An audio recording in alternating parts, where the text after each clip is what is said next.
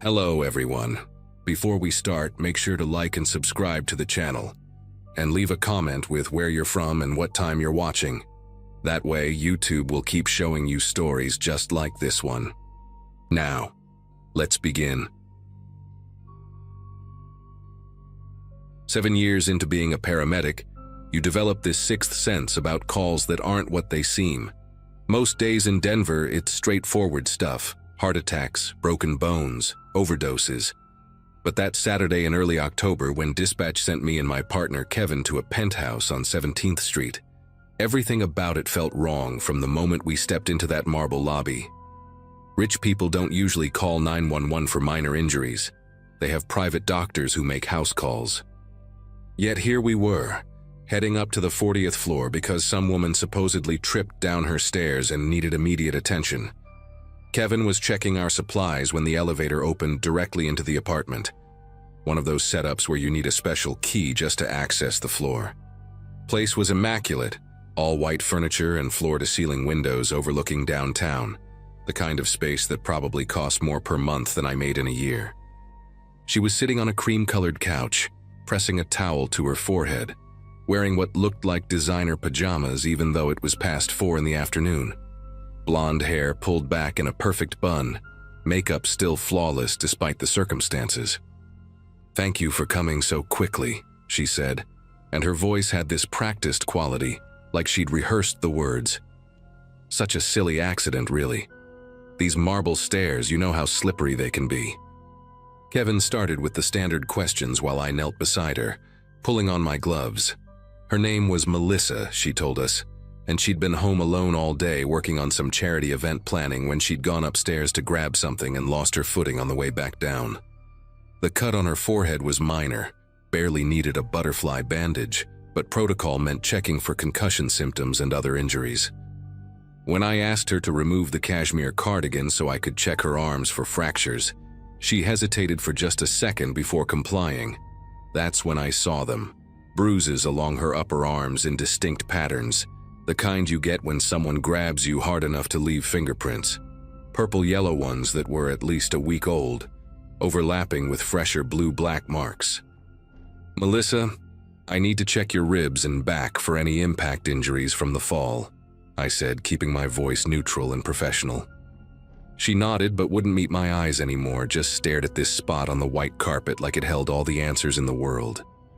When she lifted her pajama top just enough for me to examine her torso, I saw more bruises, concentrated on her left side, some shaped like shoe prints, others just formless patches of damaged tissue in various stages of healing.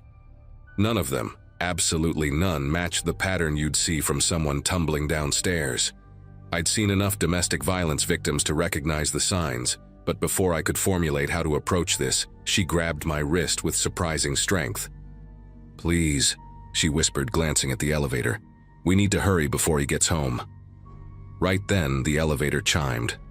Kevin and I both turned toward the sound as the doors slid open, revealing a man in a crisp police uniform. He was maybe 40, clean-shaven, built like someone who spent serious time at the gym, and he moved into the apartment with this deliberate confidence that made the air feel heavier. "Everything all right here, honey?" he asked, but he was looking at us, not her.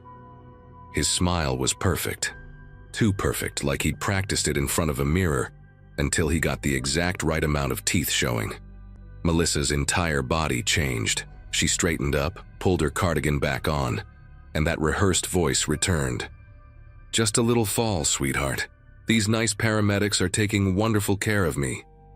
He walked closer, and I noticed his uniform was impeccable, but something about it seemed wrong. The badge was slightly different from the Denver PD ones I saw every day.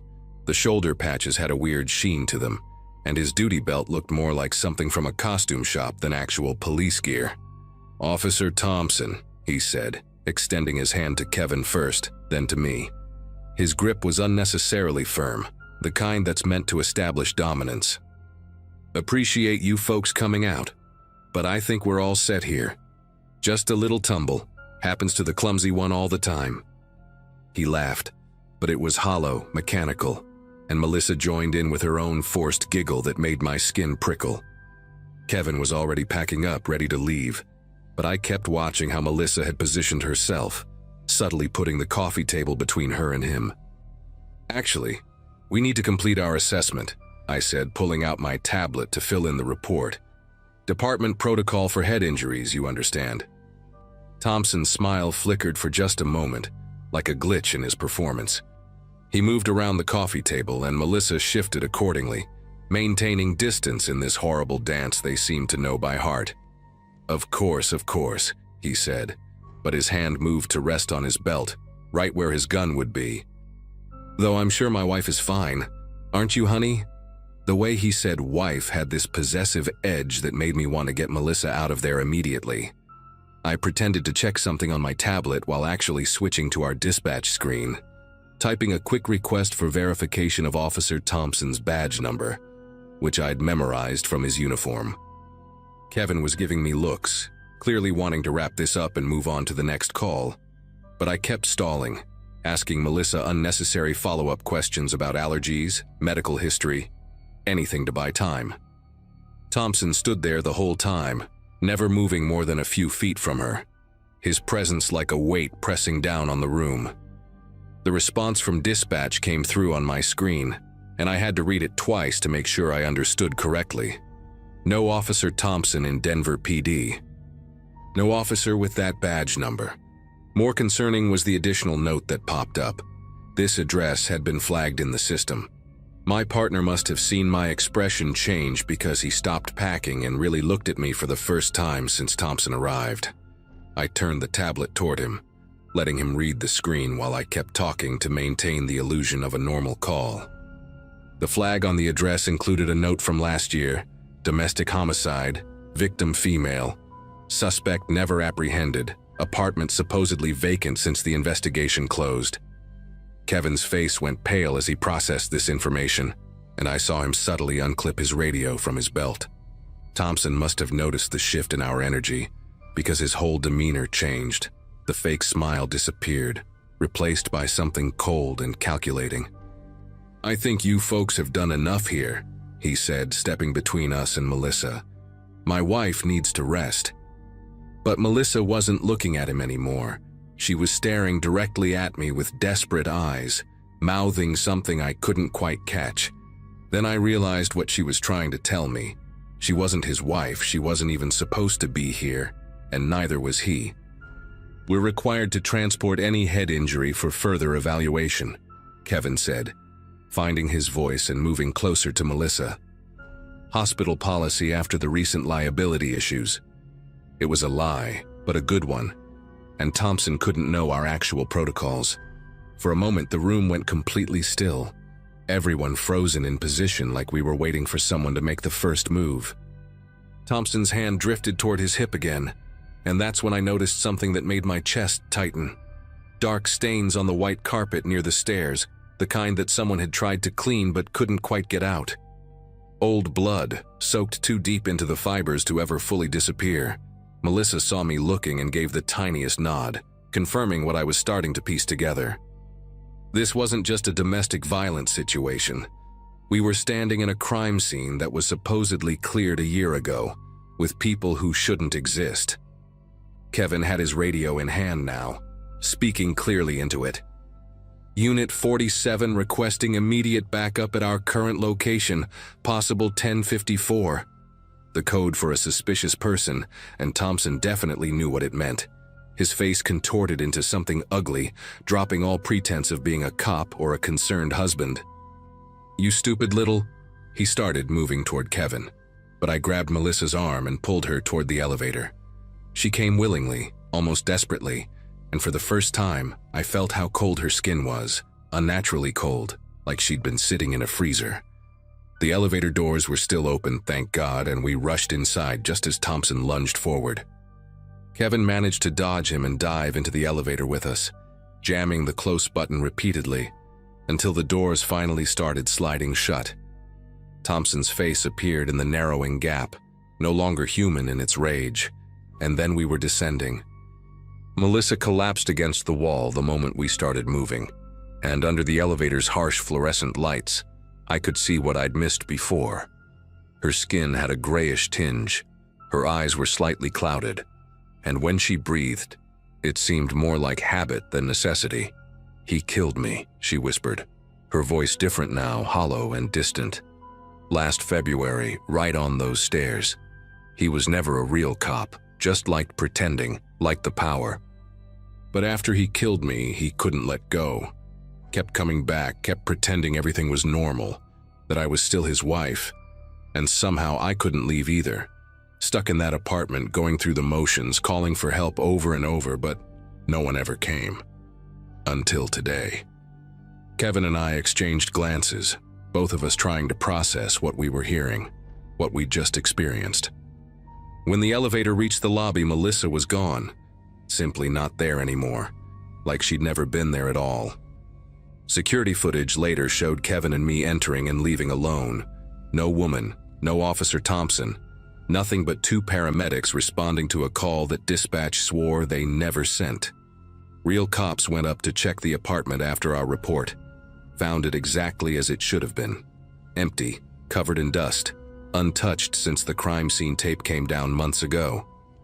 The blood stains were there on the carpet, just like I'd seen, but they were old, documented in the original case file. Rebecca Hartley, the victim's actual name, had been killed by her boyfriend, Daniel Morrison, who'd been obsessed with law enforcement, collected fake badges and uniforms. He'd disappeared after the murder, still wanted for questioning. Kevin and I never talked about what happened after that day, just filed our reports and moved on.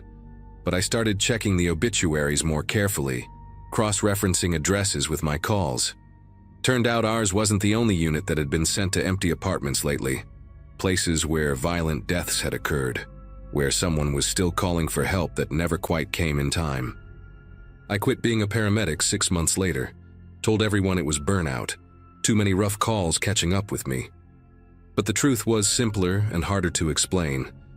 I couldn't shake the feeling that every victim I couldn't save was still out there somewhere, trapped in their worst moment, waiting for someone to finally get it right. Sometimes I dream about that elevator ride, about Melissa's cold hand in mine, about the relief on her face when she finally got to tell someone the truth. And sometimes, when my phone rings late at night and there's nothing but static on the other end, I wonder if she's still trying to call for help, or if maybe, just maybe, she's calling to say thank you. Either way, I never answer anymore. Some calls you're just not equipped to handle twice.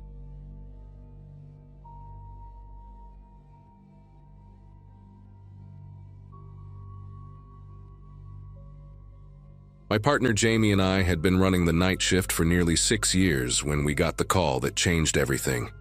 It was a Wednesday in early November, around 11:30 p.m., and dispatch sent us to a cardiac arrest at 4827 Willow Court. Nothing unusual about that, except when we pulled up to the small ranch-style house, something immediately seemed wrong. No lights were on, no neighbors standing outside watching, no family member frantically waving us in. Just a dark house with overgrown grass and newspapers piled on the porch. Jamie grabbed the monitor, while I hauled the med bag, and we rushed to the front door, which was unlocked. The smell hit us before we even made it past the threshold, that unmistakable sweetness mixed with decay that told us we were way too late. We found Harold Brennan in his recliner, TV remote still in his hand, clearly gone for at least 24 hours, maybe longer. Standard protocol kicked in and we called it in to dispatch while checking for any signs of foul play. Nothing suspicious, just an elderly man who died alone watching television. What bothered me was how dispatch had gotten the call in the first place. When I radioed back to confirm the DOA, our dispatcher Carla sounded confused. She said the caller had been crystal clear, gave the exact address, said he was having chest pain and trouble breathing. Male voice, older, matched what you'd expect from someone Brennan's age. But here's where it got weird. The phone on the side table next to Brennan's body wasn't even plugged into the wall jack, and when I checked the kitchen phone, same thing, cord wrapped up neat and tucked behind it. Jamie and I figured maybe Brennan had a cell phone somewhere, so while we waited for the coroner, we searched the place. No cell phone, no tablet, nothing. The neighbor, an older woman named Dorothy, who came over when she saw the ambulance, Told us Harold's landline had been disconnected for months after some billing dispute with the phone company. She'd been bringing him groceries twice a week and hadn't seen him since Monday, which lined up with our estimate of time of death. Dorothy mentioned Harold didn't believe in cell phones, said they gave you brain cancer. The coroner arrived, did his thing, and we packed up our gear to head back. On the ride back, Jamie kept asking how someone with no working phone could call 911. And honestly, I had no answer that made any sense. 4 days later, same shift, Carla's voice came over the radio with an edge of panic I'd never heard from her before. Another cardiac arrest call. And when she gave the address, Jamie nearly drove us off the road. 4827 Willow Court. We both knew Harold Brennan was sitting in the county morgue, waiting for his nephew to fly in from Oregon for the funeral arrangements. Carla insisted someone had just called. Same male voice, saying he couldn't breathe. Chest pains. Please send help immediately. We drove to the house anyway, found it exactly as we'd left it. Yellow tape across the door, windows dark. Jamie called dispatch from his personal cell while I stood there staring at those dark windows, and Carla played us the recording. It was Harold Brennan's voice, or something so close to it that it made the hair on my arm stand straight up. The calls kept coming, every single night at exactly 11:30 p.m. Not 11:29, not 11:31, but 11:30 on the dot. Different dispatchers started reporting variations in what they heard. Carla heard him pleading for help, gasping between words. Mike from the day shift, who stayed late one night just to experience it, heard Harold calmly stating his address and symptoms like he was reading from a script. Another dispatcher, Nancy, swore she heard him say, "Please hurry," over and over, nothing else. The IT department got involved, traced the calls to a line that had been officially disconnected 3 months before Harold died. They checked and rechecked their systems, brought in consultants, even had the phone company send technicians to physically inspect the old copper lines running to the house. Everything came back the same. Those calls were coming from inside our own 911 system, like an echo bouncing around in there with nowhere to go. By the second week, word had spread through the whole department. Cops started parking outside Harold's house at 11:25, waiting. The nephew had come and gone, taking what he wanted from the house, leaving it empty except for the furniture nobody wanted. The realtor handling the sale refused to go near the place after dark. Jamie started taking different shifts, said he couldn't handle hearing about it anymore, but I kept volunteering for nights. Maybe I needed to understand it, or maybe I just couldn't let it go. I'd sit in the ambulance bay listening to the scanner, and right at 11:30, without fail, dispatch would key up with that familiar tension in their voice. Same address, same emergency, same dead man calling for help from a phone that didn't exist. On the third Friday since Harold died, I decided to be inside the house when the call came through.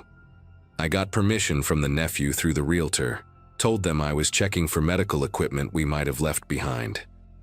Really professional of me, I know. I sat in Harold's old recliner at 11:20, the same chair where we'd found him, and waited. The house had that empty house smell, dust and old carpet, with something underneath that might have been my imagination. At 11:29, I had my phone ready to record, watching the disconnected phone on the side table like it might suddenly spring to life. 11:30 came, and my radio crackled. Dispatch announced another cardiac arrest at 4827 Willow Court. But I was sitting in complete silence. No voice in the house, no sound except my own breathing and the static from my radio. I started interviewing the neighbors, telling them I was doing a report on response times for elderly residents living alone. Most had barely known Harold, just the occasional wave or nod. But then I met Gregory Vance, who lived 2 houses down. Gregory worked nights at a warehouse and told me something that made me reconsider everything. He said about a month before Harold died, he'd seen Harold's son Christopher visiting almost every night around 11. This caught my attention because Dorothy had told us Harold didn't have any kids, no family except the nephew in Oregon. Gregory described Christopher as maybe 40, average height, always wearing a baseball cap pulled low. He'd park on the street, never in the driveway, and would only stay about 20 minutes. Gregory found it odd because Harold had mentioned years ago that he never had children, one of his big regrets in life. The next morning, I pulled Harold's death certificate and medical records through a contact at the hospital. Harold had been prescribed cardiac medication 6 months ago, but the pharmacy records showed someone had been picking up his prescriptions regularly, even after his last doctor's visit 3 months before he died. The signature on the pickup forms was always different, sometimes barely legible, sometimes neat and precise. The pharmacist, when I tracked her down, remembered a younger man who said he was Harold's son, always paid cash, always seemed to know exactly what he was picking up. She described him exactly as Gregory had, down to the baseball cap. I cross-referenced Harold's financial records that were part of the probate filing, regular cash withdrawals of $200 every Monday for the past 4 months. The last withdrawal was 3 days before we found Harold's body. I convinced the detective assigned to follow up on the case, a guy named Frank Russo who owed me a favor, to look deeper into the 911 system. Frank discovered something the IT department had missed or maybe just hadn't wanted to find. The calls weren't exactly coming from inside the system. They were being injected through a maintenance port that telephone company workers use for testing lines. Someone with the right knowledge and equipment could make it appear that calls were coming from any disconnected number in the database. Frank pulled security footage from the phone company's central office building. Every night at 11:28, a figure in a telephone company uniform would enter through the employee entrance, walk straight to a specific terminal, and leave by 11:35. The uniform was legitimate, the badge was legitimate, but the employee ID belonged to someone who had died 2 years ago in a car accident. We never caught him, the man pretending to be Harold's son, Christopher. Frank set up surveillance at the phone company building, but the calls stopped the night before they were ready to make an arrest. Just stopped, like someone knew we were getting close. The security footage from previous nights was too grainy to make out facial features, and the baseball cap always obscured the face anyway. When Frank ran the partial prints from Harold's medication bottles, they came back to a Joshua Mills, who had worked for the phone company for 15 years before being fired for stealing equipment. Mills had disappeared 6 months ago after violating parole on fraud charges. His parole officer said Mills had been running a scheme where he befriended elderly people with no close family, gained access to their finances, and slowly bled them dry. Harold had been perfect for him, isolated, stubborn about technology, already on heart medication that Mills could easily withhold or overdose to create the symptoms he wanted. The theory Frank developed was that Mills had been setting up Harold's death to look natural, probably planning to continue accessing his accounts after he died using forged documents.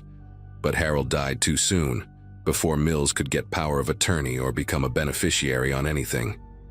The 911 calls were meant to establish a pattern, make it seem like Harold had been trying to get help for days before anyone responded, maybe set up a negligence lawsuit against the city or the phone company.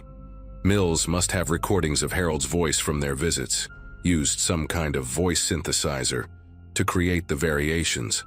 When he realized we were investigating instead of just writing it off as a technical glitch, he vanished. Harold's nephew got the house sold 3 months later to a young family who never experienced any strange calls. Frank's case went cold, and Mills hasn't surfaced anywhere. Sometimes I drive past that house, see kids playing in the yard where Harold died alone, and I wonder if Mills is out there somewhere, finding another Harold, recording another voice, planning another series of calls that nobody will answer in time.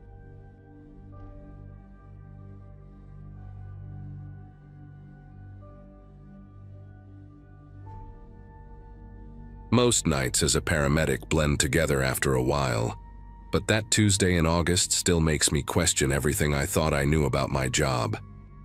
I'd been pulling 12-hour shifts at Station 47 for about 6 years by then, long enough that the adrenaline rush had faded into routine. My partner Blake had called in sick that night, something about food poisoning from bad sushi, so dispatch paired me with a rookie named Garrett who couldn't have been more than a month out of training. We were sitting in the rig outside a convenience store on Madison Avenue, Garrett nervously drumming his fingers on the dashboard while I scrolled through my phone. When the call came through around 2:30 in the morning. Female voice, calm but strained, reporting a possible fainting at 4827 Rosewood Drive. Nothing unusual about the address or the call itself, just another suburban medical emergency that would probably turn out to be low blood sugar or dehydration. Rosewood Drive sat in one of those neighborhoods where every house looked like it came from the same catalog. Two-story colonials with attached garages and identical mailboxes.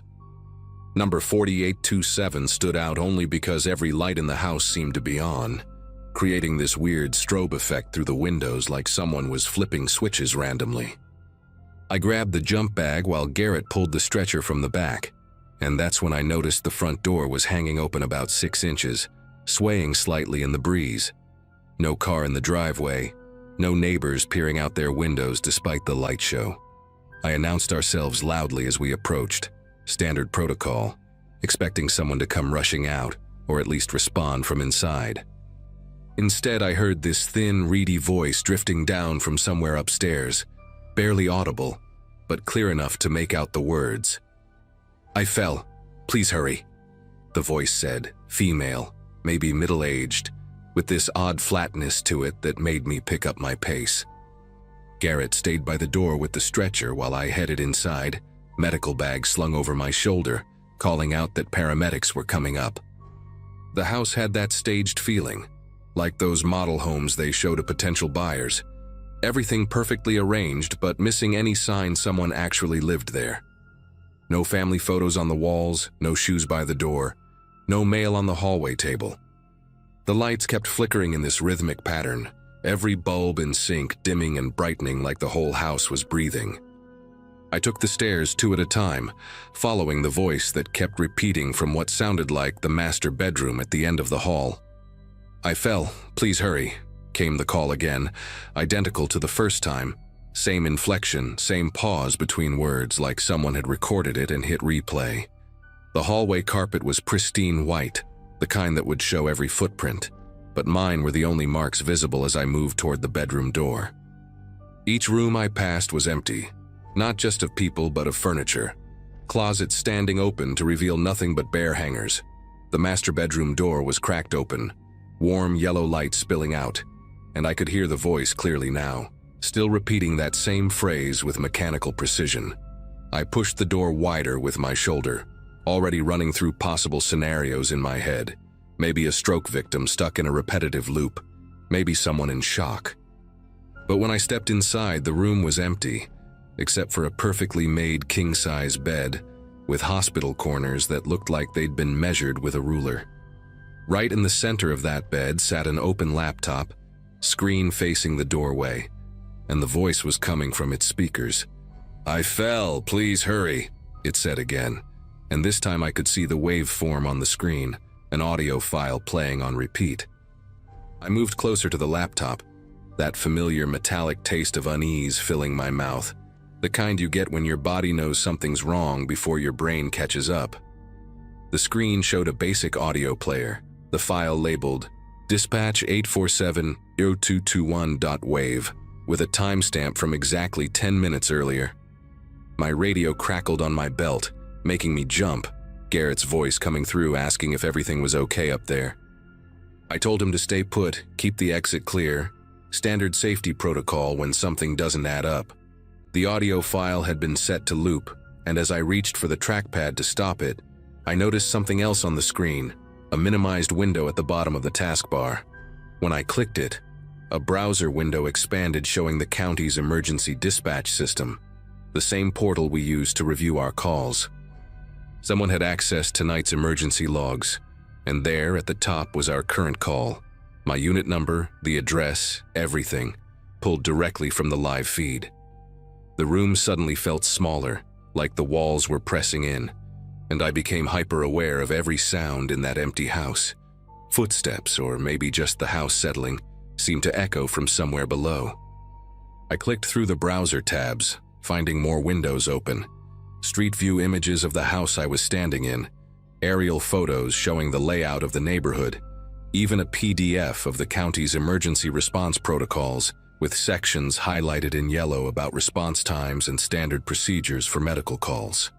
Someone had studied exactly how we operate, learned our patterns, our language, even the specific way dispatch phrases certain types of emergencies. The laptop's camera light was on, a tiny green dot staring at me, and when I checked the running programs, there it was, a video chat application running in the background, no user visible on the other end, but definitely connected, definitely recording. I backed away from the laptop, my hand instinctively moving to my radio, but before I could call for backup, the audio file stopped mid-phrase. The sudden silence hit like a physical force, making my ears ring, and then a new sound started from the laptop speakers, my own voice from just minutes ago, announcing ourselves at the front door. Whoever was on the other end of that video chat was playing back our arrival, had been recording from the moment we pulled up. I grabbed my radio and told Garrett to get back to the rig immediately. Forget the stretcher, just move. His confused response crackled back, but I was already heading for the stairs when I heard it, the front door slamming shut with enough force to shake the whole house. The lights went out all at once, complete darkness except for the sick blue glow of the laptop screen behind me. Still recording, still watching. My training kicked in, muscle memory guiding me along the wall toward the stairs even in the pitch black, one hand on my radio calling for immediate police backup to our location. Garrett was yelling something about the doors being locked from outside, his voice pitched high with panic, saying someone had wrapped chains around the handles while he was waiting by the rig.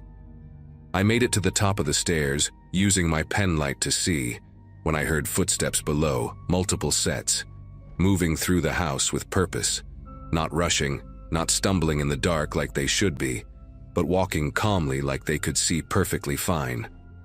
The laptop upstairs started playing another audio file, louder this time, a recording of a different emergency call, someone screaming for help, begging, the kind of sound that makes you want to cover your ears. But underneath it, I could hear real voices now. At least 3 people downstairs, talking in low, casual tones like they were discussing weekend plans. One of them laughed, this genuine, warm sound that would have been pleasant in any other context, and I heard him say something about checking the response time, seeing if they beat their last record. They were timing us, I realized, treating this whole thing like some sick game, using real emergency calls as bait. My pen light caught a figure at the bottom of the stairs, just standing there, not trying to hide, wearing regular clothes like he just walked in from a barbecue. He looked up at me with this expression of mild curiosity, like I was an unexpected but not unwelcome variable in whatever experiment they were running. Behind him I could see 2 others moving through the living room, one taking notes on a clipboard, the other adjusting what looked like a camera on a tripod. The man at the stairs raised his hand in an almost friendly wave and called up that I'd done great, really sold the authentic first responder experience, but they needed just a few more minutes of footage for their project. I didn't wait to hear what kind of project required trapping paramedics in an empty house. There was a window at the end of the upstairs hallway, one of those old-fashioned ones with the thick glass and metal frame. I sprinted for it, hearing footsteps starting up the stairs behind me, not running but walking with that same unnerving calm. The window was painted shut, probably hadn't been opened in years, but adrenaline and desperation gave me the strength to slam my shoulder into it hard enough to pop the seal. The wood frame splintered, paint chips flying everywhere, and I managed to force it up just enough to squeeze through. Behind me, the man from the stairs was saying something about property damage, his tone mildly disappointed like I'd failed to follow the rules of whatever twisted scenario they'd created. I could hear sirens in the distance, backup finally responding, but I wasn't waiting around to see if these people would stick around for the police. The drop from the 2nd floor looked farther in the dark, but I'd rather deal with a broken ankle than whatever those people had planned. I hung from the windowsill for a second, trying to gauge the distance, then let go and hit the lawn hard, rolling to absorb the impact like they taught us in training. Pain shot through my left knee, but nothing felt broken, and I was up and moving toward the ambulance where I could see Garrett pulling at the chains wrapped around the vehicle's back doors. The sirens were getting closer, maybe 2 minutes out, and when I looked back at the house, all 3 figures were standing at the window I'd just jumped from, watching us struggle with the chains. They weren't trying to escape or hide evidence, just observing. One of them actually filming us with his phone. Garrett and I managed to get the driver's door open. The chains only wrapped around the back, and we both scrambled inside just as the first police cruiser came screaming around the corner, lights painting the whole street red and blue. By the time the cops had the house surrounded, it was empty again, just the laptop still sitting on that bed, the video chat window closed, browser history wiped clean. They found the chains that had been on our ambulance tossed in the backyard, along with 3 folding chairs arranged in the living room facing the stairs, like they'd been sitting there waiting for a show. The police took our statements, processed the scene, even brought in a detective who specialized in what they called elaborate pranks, though we all knew this went way beyond that. They traced the laptop to a batch that had been stolen from a warehouse 6 months earlier. No way to track who had it now. The emergency call that started everything came from a burner phone, purchased with cash, activated just long enough to make that single call. Garrett quit the next week, said he couldn't handle not knowing if the next call would be real or another trap. I stayed on for another month before transferring to a different station across town, somewhere far from Rosewood Drive and whatever game those people thought they were playing with our lives. 2 months later, I got an email to my personal account, no subject line, just a video attachment. Against my better judgment, I opened it. It was footage from that night, edited together from multiple angles, showing me moving through the house, examining the laptop, jumping from the window. Professional quality, like something from a documentary complete with timestamps and my vital signs displayed in the corner, somehow pulled from my own equipment. At the end, text appeared on screen saying they'd gotten what they needed, thanking me for my participation, assuring me it was a one-time study. The email address was already deactivated when I tried to reply, and the police said the video had been routed through so many proxy servers they'd never find the source. Still work as a paramedic. Different city now, but every time I respond to a call in an empty house, especially when the door's already open, I wonder if they really meant it about it being just that one time.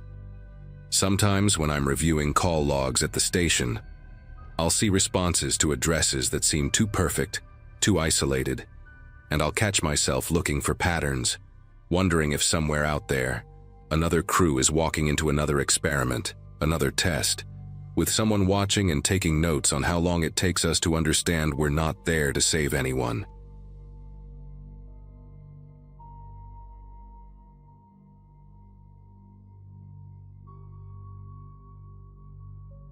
Rural Montana wasn't where I planned to end up after paramedic school, but life has a way of putting you exactly where you need to be, even if you don't realize it until much later.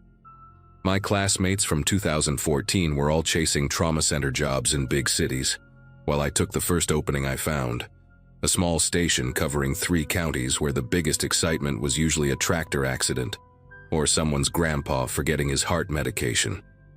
7 years in, I'd gotten comfortable with the rhythm of it all, the long drives between calls, the familiar faces, the predictable emergencies that let you feel like you were making a real difference.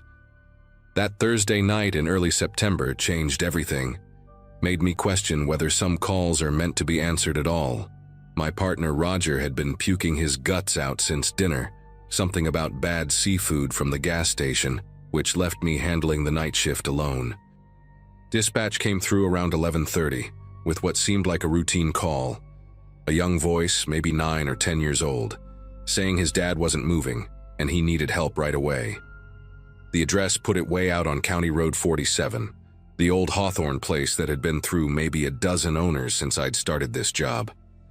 45 minutes of driving through farmland that looked exactly the same in the dark, following a GPS that kept trying to route me through roads that didn't exist anymore.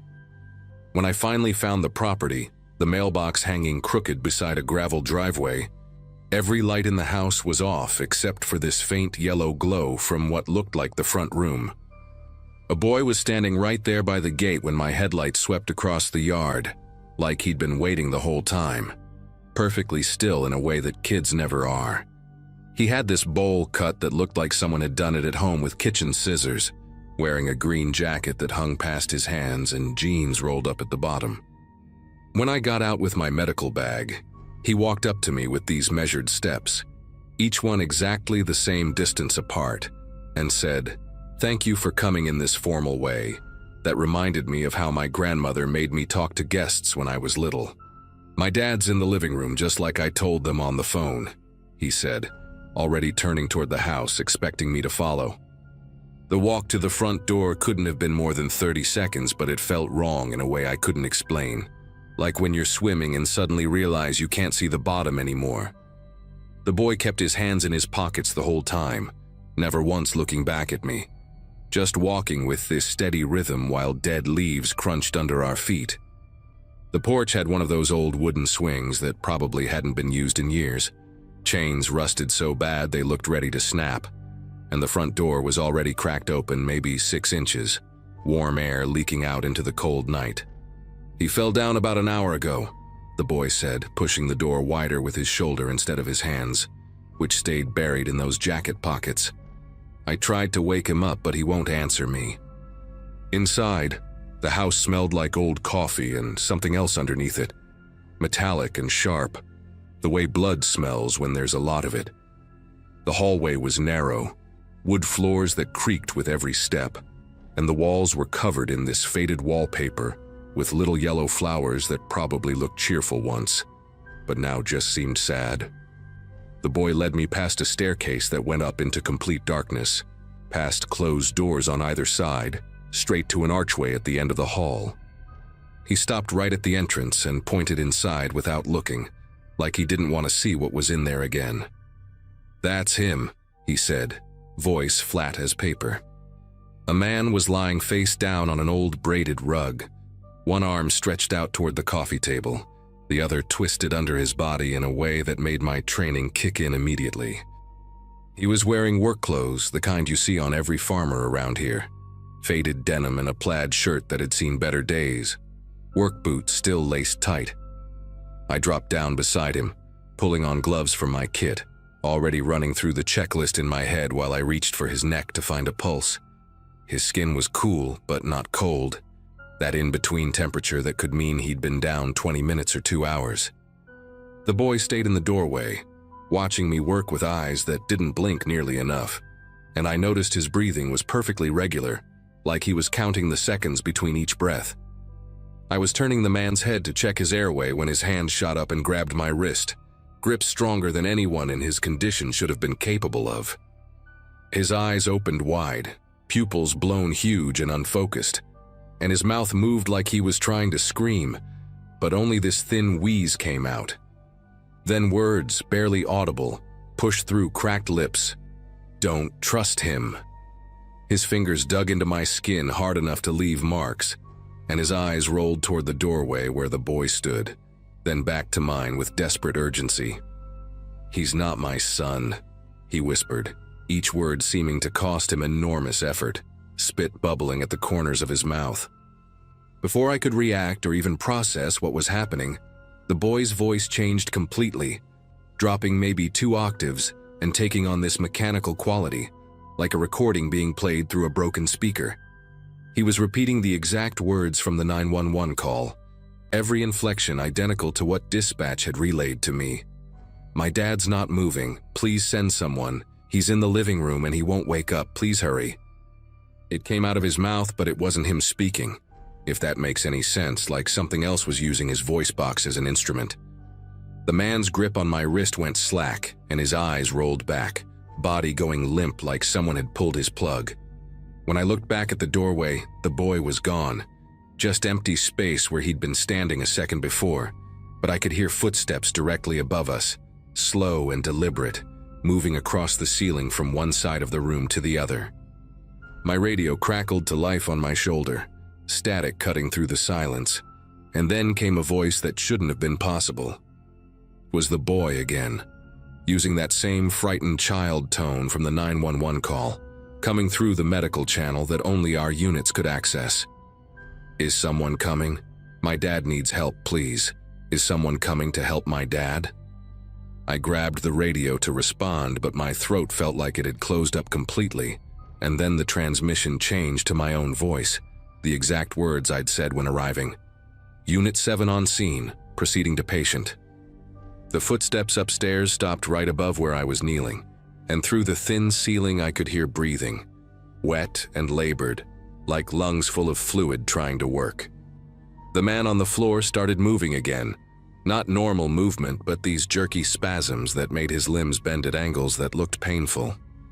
His head turned toward me even though his eyes stayed closed, and when his mouth opened, it was the boy's voice that came out, high and innocent.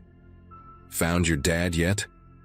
Then it switched to what sounded like an elderly woman, maybe someone who'd called 911 before. "He's not breathing, oh God, please help him." Then another voice, a man this time, panicked and desperate. "There's so much blood, I don't know what to do." All these voices pouring out of this unconscious man's mouth while his body convulsed on the floor, and I realized with absolute clarity that whatever was in this house had been collecting emergency calls, learning how to bring people here, using their desperation as bait. I backed away from the body and ran for the door, medical training be damned, because every instinct I had was screaming that this was beyond anything I could handle. The front door slammed shut just as I reached it, the deadbolt turning by itself with a click that sounded final.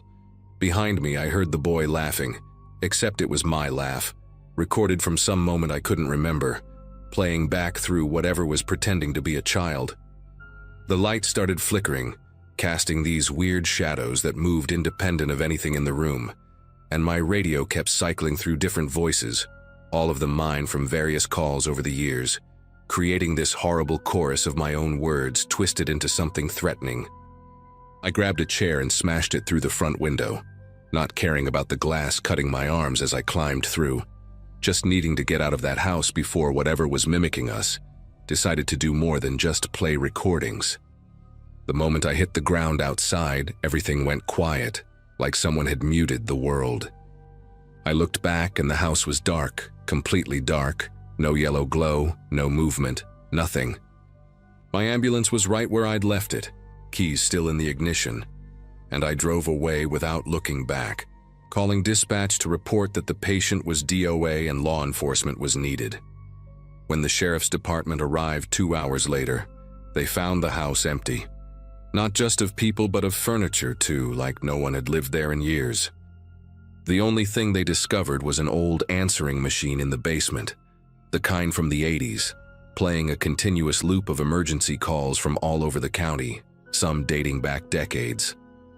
They destroyed it, and the calls to that address stopped, but sometimes when I'm working a night shift and get a call to a remote location, I hear something in the caller's voice, a slight mechanical quality, a too perfect repetition of phrases that makes me wonder if whatever was in that house didn't die with the answering machine, but just found a new way to fish for the people who come running when someone calls for help.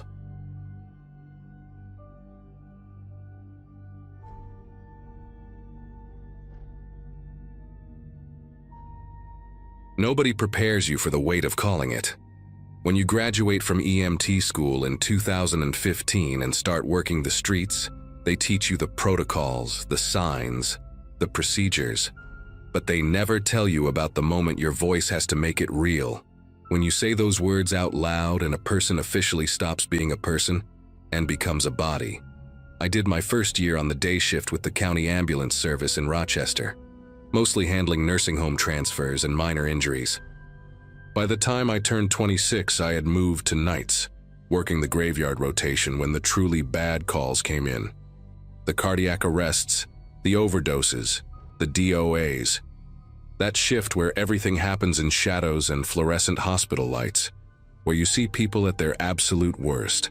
I had a decent partner back then, this older guy named Vincent, who had 20 years under his belt and never got rattled. He taught me how to compartmentalize, how to do the job without taking it home, how to call it when someone was gone and move on to the next call. The thing is, I was good at my job. Real good. I could run a code like clockwork, start IVs on rolling veins that other medics would miss, intubate in the back of a moving rig on rough roads. My call accuracy was near perfect. When I said someone was gone, they were gone. No second guessing, no wasted effort on people who were already beyond help. The supervisors loved that about me. Efficient, professional. I never froze up, never hesitated. I just did what needed to be done. We worked out of Station 23 on the east side, running 12-hour shifts from 7 at night until 7 in the morning. Our rig was Unit 47, an older Ford chassis with about 90,000 miles on it, but it ran smooth and had all the equipment we needed. I probably spent more time in that ambulance than I did in my own apartment. Knew every rattle, every squeaky cabinet where the backup oxygen masks were stored, which drawer stuck when you tried to open it too fast. It became like a second home, that cramped space in the back with the gurney and monitors and drug boxes. Just me, my partner, and whatever poor soul we were transporting. The first time something felt weird was on a Wednesday in late November of 2017. We got called out to a retirement community for an unresponsive elderly male, possible cardiac arrest. Standard stuff. When we arrived, the patient was clearly gone, had been for at least 15 or 20 minutes based on the lividity and body temperature. His daughter was there, hysterical, begging us to do something even though she knew it was too late. We went through the motions anyway because that is what you do. Started compressions, got the monitor on him, ran a strip. Asystole, flatline, no shockable rhythm. I checked for a pulse at the carotid, then the femoral. Nothing. No respirations, fixed and dilated pupils, all the signs.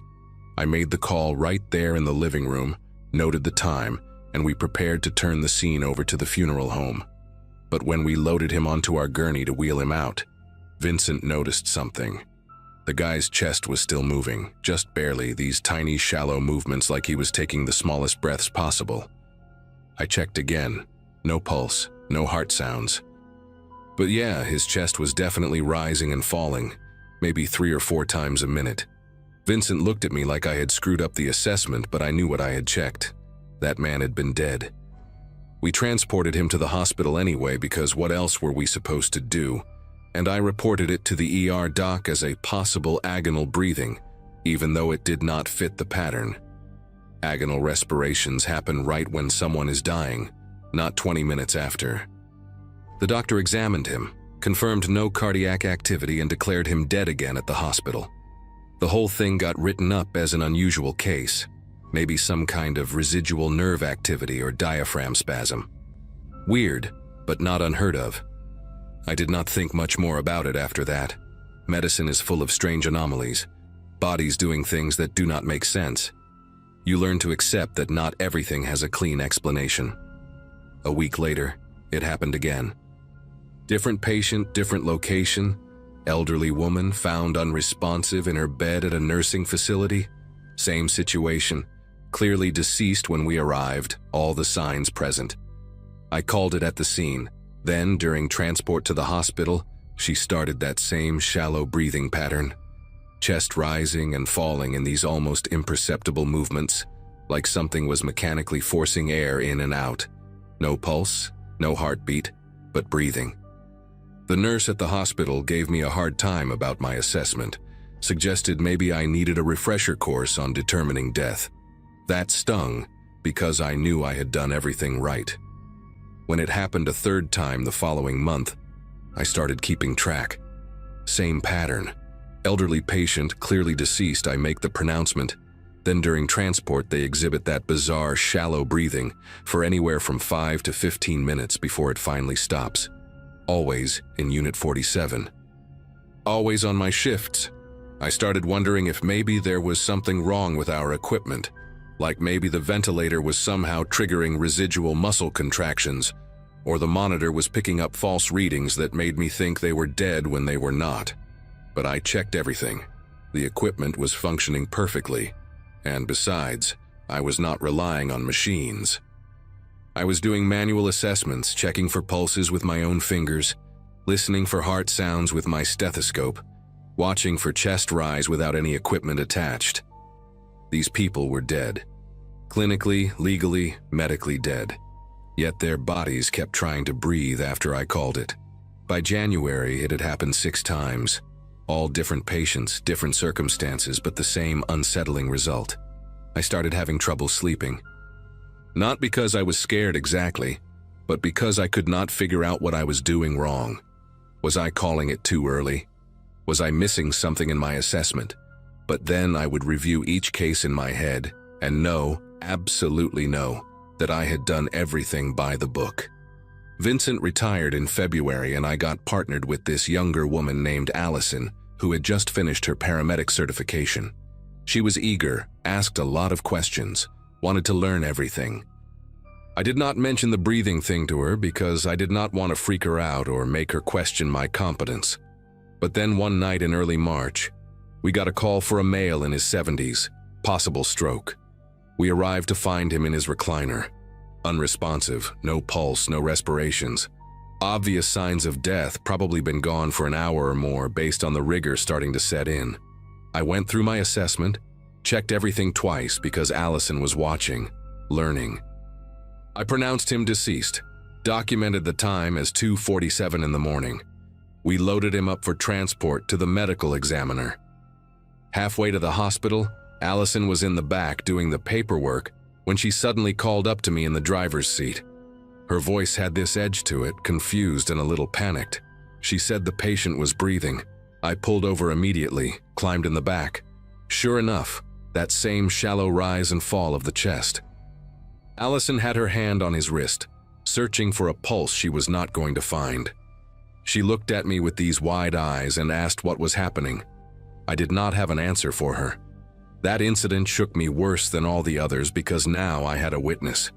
It was not just me seeing things or making assessment errors. Allison had seen it too. We reported it to our supervisor when we got back to the station, and he said he would look into it, but I could tell he thought we were either mistaken or exaggerating. A few days later, he told me the company wanted me to undergo a medical evaluation and possibly take some time off. They were worried about fatigue, burnout, that I was making dangerous judgment calls. I got defensive, told him my assessments were solid, that something genuinely strange was happening with our patients. He just nodded and said that is exactly why they wanted me evaluated. The implication was clear. They thought the problem was me, not the patients. I agreed to see the occupational health doctor, passed all the tests, got cleared for duty. But the seed of doubt had been planted in my mind. What if I was doing something? What if somehow, unconsciously, I was causing this? The thought was insane, but I could not shake it. I started second-guessing every call, every assessment, checking and rechecking vital signs until Allison would gently tell me I had already checked 3 times and we needed to move. Then I remembered the cameras. Every ambulance in our fleet had an onboard camera system installed about 2 years earlier, mounted in the patient compartment. It was supposed to be for liability protection and quality assurance, recording everything that happened during transport. The footage was stored on a hard drive at the station, usually only reviewed if there was an incident or complaint. I had never thought to check it before because why would I? But now I needed to know. I needed to see what was actually happening in the back of that ambulance. On my next day off, I went to the station when I knew the supervisor would not be there and accessed the video archive. I pulled up the files from Unit 47, going back to that first case in November. The system let you search by date and unit number, and I found the timestamp for when we had transported that first elderly man. I watched the footage on the small monitor in the supervisor's office, my heart pounding harder than it should have been. The video showed exactly what I remembered. Patient on the gurney, clearly deceased, Vincent doing paperwork while I did my final check. Everything looked normal, routine, professional. Then I saw myself lean down close to the patient's face, checking for breathing. That is when I saw it. My lips were moving. I was saying something, whispering directly over the patient's mouth and nose as I checked for breathing. The camera did not have audio, so I could not hear what I was saying, but I could clearly see my mouth forming words. 2 words, repeated twice. I watched it again, and again. I tried to read my own lips on that grainy footage. It looked like I was saying, "Keep breathing," but that did not make any sense. Why would I say that? I did not remember saying anything. I pulled up the second case, the elderly woman from the nursing facility. Same thing. As I leaned in to check for respirations, my lips moved in that same pattern. 2 words, whispered right into her airway. I checked the third case, the fourth, the fifth, every single one. Every time I pronounced someone dead, I was whispering something to them first. Something I had absolutely no memory of doing. My hands started trembling as I sat there in that dark office, watching myself on camera doing something I could not recall. Something that seemed to correlate directly with these people continuing to breathe after death. I thought maybe I was having some kind of fugue state, some psychological break where I was doing things without conscious awareness. But I felt fine. I felt normal. There was no missing time, no confusion, nothing except this one specific action that I apparently performed over and over without knowing it. I checked the most recent case, the one with Allison present. The footage showed both of us in the back of the ambulance. I watched myself do the assessment, pronounce the patient deceased, and then as I did my final check for breathing, leaning down close, there it was again. My lips moving in that same whispered pattern. Allison had been right there, less than 3 feet away, filling out paperwork on the clipboard. She had not noticed me saying anything. After I straightened up, the timestamp showed about 6 minutes passing where nothing happened. Then the patient's chest started that shallow rising and falling. Allison noticed it, called out, and I climbed back to check. On camera, you could see the confusion on both our faces, the way we kept checking for vital signs that were not there. The breathing continued for another 8 minutes before finally stopping completely. I sat back in that chair and tried to process what I had just seen. There was no rational explanation for this. I was somehow causing dead people to keep breathing by whispering words I did not remember saying. Words that, according to the lip reading I could make out, were literally telling them to keep breathing. The worst part was not even the impossibility of it. The worst part was that I had no idea how long I had been doing this. I had been a paramedic for years before these cases started getting noticed. How many other patients had I done this to without anyone realizing it? I copied the relevant footage onto a flash drive, my hands shaking so badly I could barely work the keyboard. I knew I had to report this, had to show someone, but who would believe me? More importantly, what would happen if they did believe me? Would I be fired, arrested, committed? I had no explanation for what I was doing or why. That night, I could not bring myself to go home. I drove around the city for hours, replaying everything in my mind, trying to remember even a single instance of whispering those words. Nothing. It was like watching a stranger who happened to look exactly like me.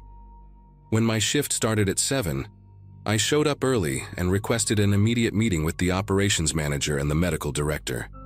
I brought the flash drive and played them the footage without any explanation first.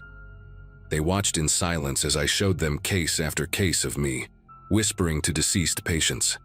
The medical director asked me what I was saying in the videos. I told him the truth, that I did not know, that I had no memory of speaking at all, but that it appeared to be the words, "Keep breathing." Then I showed them the aftermath footage, the patients exhibiting respiratory activity well after being pronounced dead. The room went quiet for a long time. Finally, the operations manager asked if I had been taking any medications, if I had any history of sleepwalking or dissociative episodes. I said no to everything. The medical director wanted to know if this was some kind of joke or prank. I told him I wished it was. They placed me on immediate administrative leave pending a full investigation. I was not allowed to work any shifts, was not allowed in any company vehicles, had to surrender my credentials and access badge. They said it was for my own safety and the safety of patients, standard procedure for something this unusual. I understood, but it felt like my entire identity was being stripped away. Being a paramedic was not just what I did. It was who I was. Walking out of that station knowing I might never come back destroyed something in me. For the next 3 weeks, I heard nothing. No calls, no emails, no updates on the investigation. I spent most of that time in my apartment, barely eating, barely sleeping, just trying to understand what had happened to me.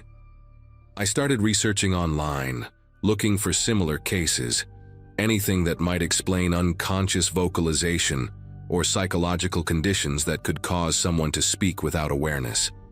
I found nothing that fit. Then one morning, I got a call from the medical director asking me to come back to the station for a meeting. When I arrived, there were 2 people I did not recognize sitting in the conference room with him. They introduced themselves as neurologists from the university hospital. They had reviewed all my footage, my medical records, and the patient outcome data.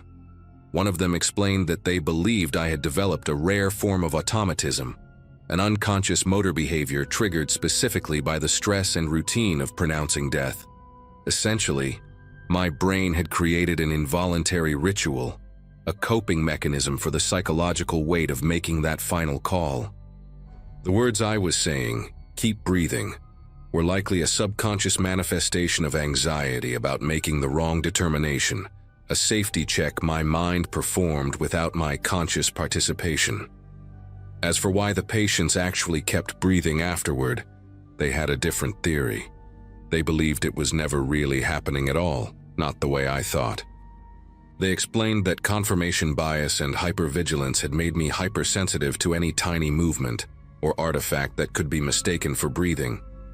The slight settling of tissues, residual air escaping the lungs, even vibrations from the moving ambulance could create the illusion of chest rise. Because I was unconsciously anxious about my pronouncements, I was seeing breathing where there was none, and that perception was being reinforced by my ritualistic whispering. Allison, seeing it too, was explained as the power of suggestion, me directing her attention to movements that she then interpreted as I did. It sounded reasonable when they explained it. Clinical, scientific. But sitting there listening to them, I could not shake the feeling that they were wrong.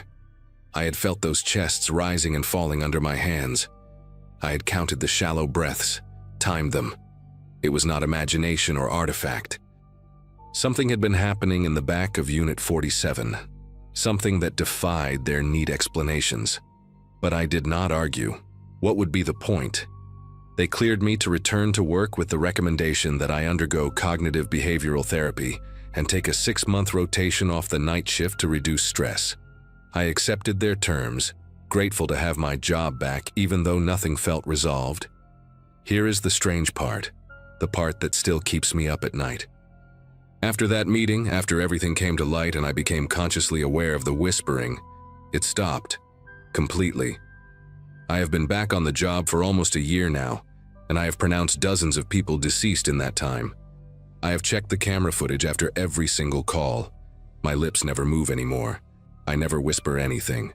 And the patients, they stay dead. No mysterious breathing, no impossible continued respiratory activity. Whatever was happening, knowing about it made it stop. The neurologist said that was proof of their theory, that conscious awareness disrupted the automatism. Maybe they are right.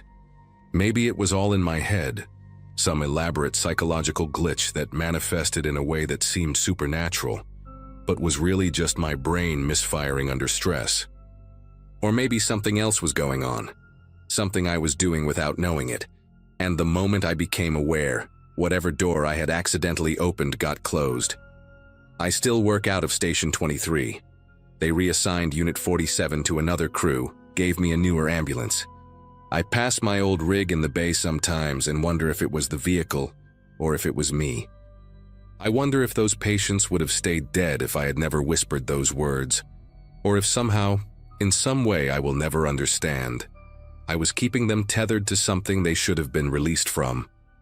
I do not have answers. All I know is that for those few months, I had the power to make dead people breathe, and I did not even know I was doing it. That terrifies me more than any call I have ever run, more than any trauma or death I have witnessed. Because if I could do that without knowing, what else am I capable of? What else might I be doing right now that I am completely unaware of? I check the camera footage obsessively now, watching myself work, searching for any sign of something I might be missing. So far, there is nothing. But I keep looking anyway because I learned the hard way that the scariest things are not the ones you can see coming. They are the ones you have been doing all along without ever realizing it.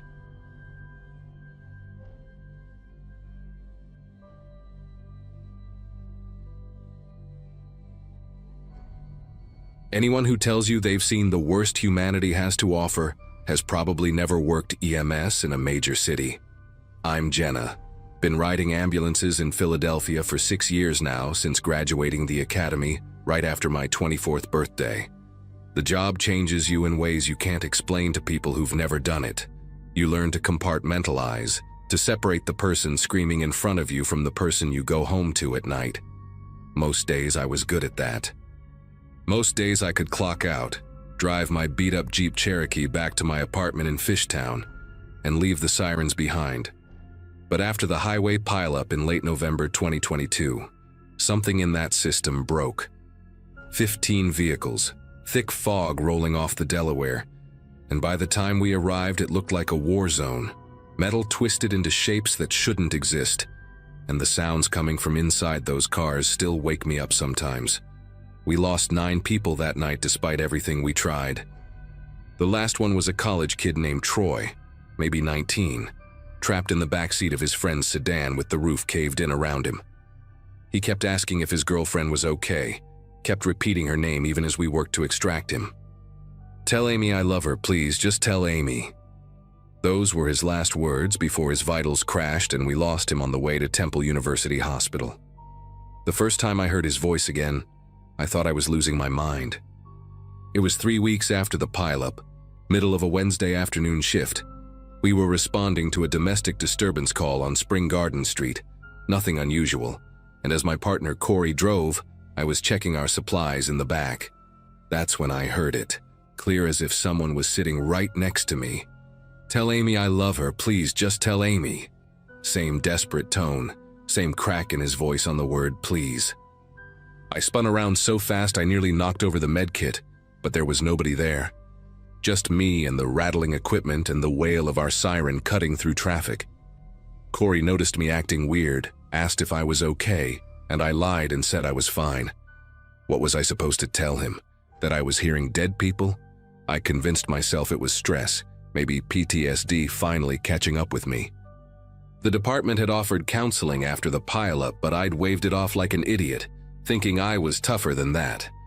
By the time we finished the domestic call and headed back to the station, I'd almost talked myself into believing it was just my brain misfiring, a random auditory hallucination brought on by exhaustion and too much coffee. But then it happened again, and again.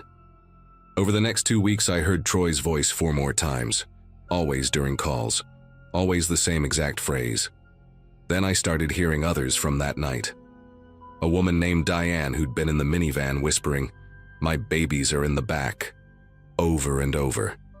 An older man whose last words were just "Martha, Martha" in this broken, confused way that made my chest hurt.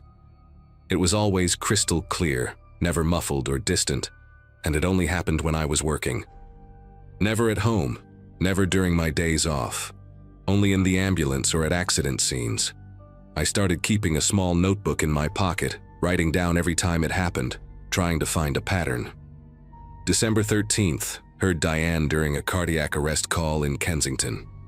December 16th, heard the older man while transporting a overdose patient. December 20th, heard Troy again on our way to a construction accident. There was no logic to it, no connection between the current calls and what I was hearing. My partner Corey definitely noticed something was wrong by then. He'd catch me staring at nothing, or flinching at sounds he couldn't hear. I started making excuses, saying I wasn't sleeping well, which wasn't exactly a lie. Then came the night of January 4th. We were parked outside a Wawa on Aramingo Avenue, grabbing coffee during a rare quiet moment around 11 in the evening. Corey was inside and I was sitting in the driver's seat with the engine running, scrolling through my phone and trying not to think about the voices. That's when I heard something completely different. A man's voice, panicked and rapid, speaking what I thought might be Spanish at first, but the rhythm was wrong. It wasn't Spanish. The words tumbled over each other in desperation, and I couldn't understand a single one, but the terror in his tone was unmistakable. Ajutatsima varogchineva, ajutatsima. Over and over, getting more frantic. I sat there with my coffee cup halfway to my mouth, every muscle in my body going rigid. This wasn't Troy or Diane or any of the others from the pileup. This was someone new, and unlike the previous voices that felt like echoes of the past, this one felt immediate, present, like it was happening right now. I checked my watch without really knowing why. 11:14 in the evening. The voice kept going for maybe 20 seconds, then cut off abruptly mid-word, and the silence that followed felt heavy and wrong. Corey came back to the ambulance maybe 30 seconds later, holding 2 coffees and complaining about the line inside. I must have been staring straight ahead because he asked me again if I was all right, and I opened my mouth to tell him what I just heard when our radio crackled to life. Dispatch calling all available units to a vehicle accident on Castor Avenue, approximately 2 miles from our location. Single car wrapped around a utility pole, possible fatality. The timestamp on the call was 11:15, 1 minute after I'd checked my watch. 1 minute after that voice had cut off. My hands went cold gripping the steering wheel, and Corey was already radioing back our response, asking me why I wasn't moving yet. I snapped out of it and hit the lights, pulling out of the parking lot faster than I should have.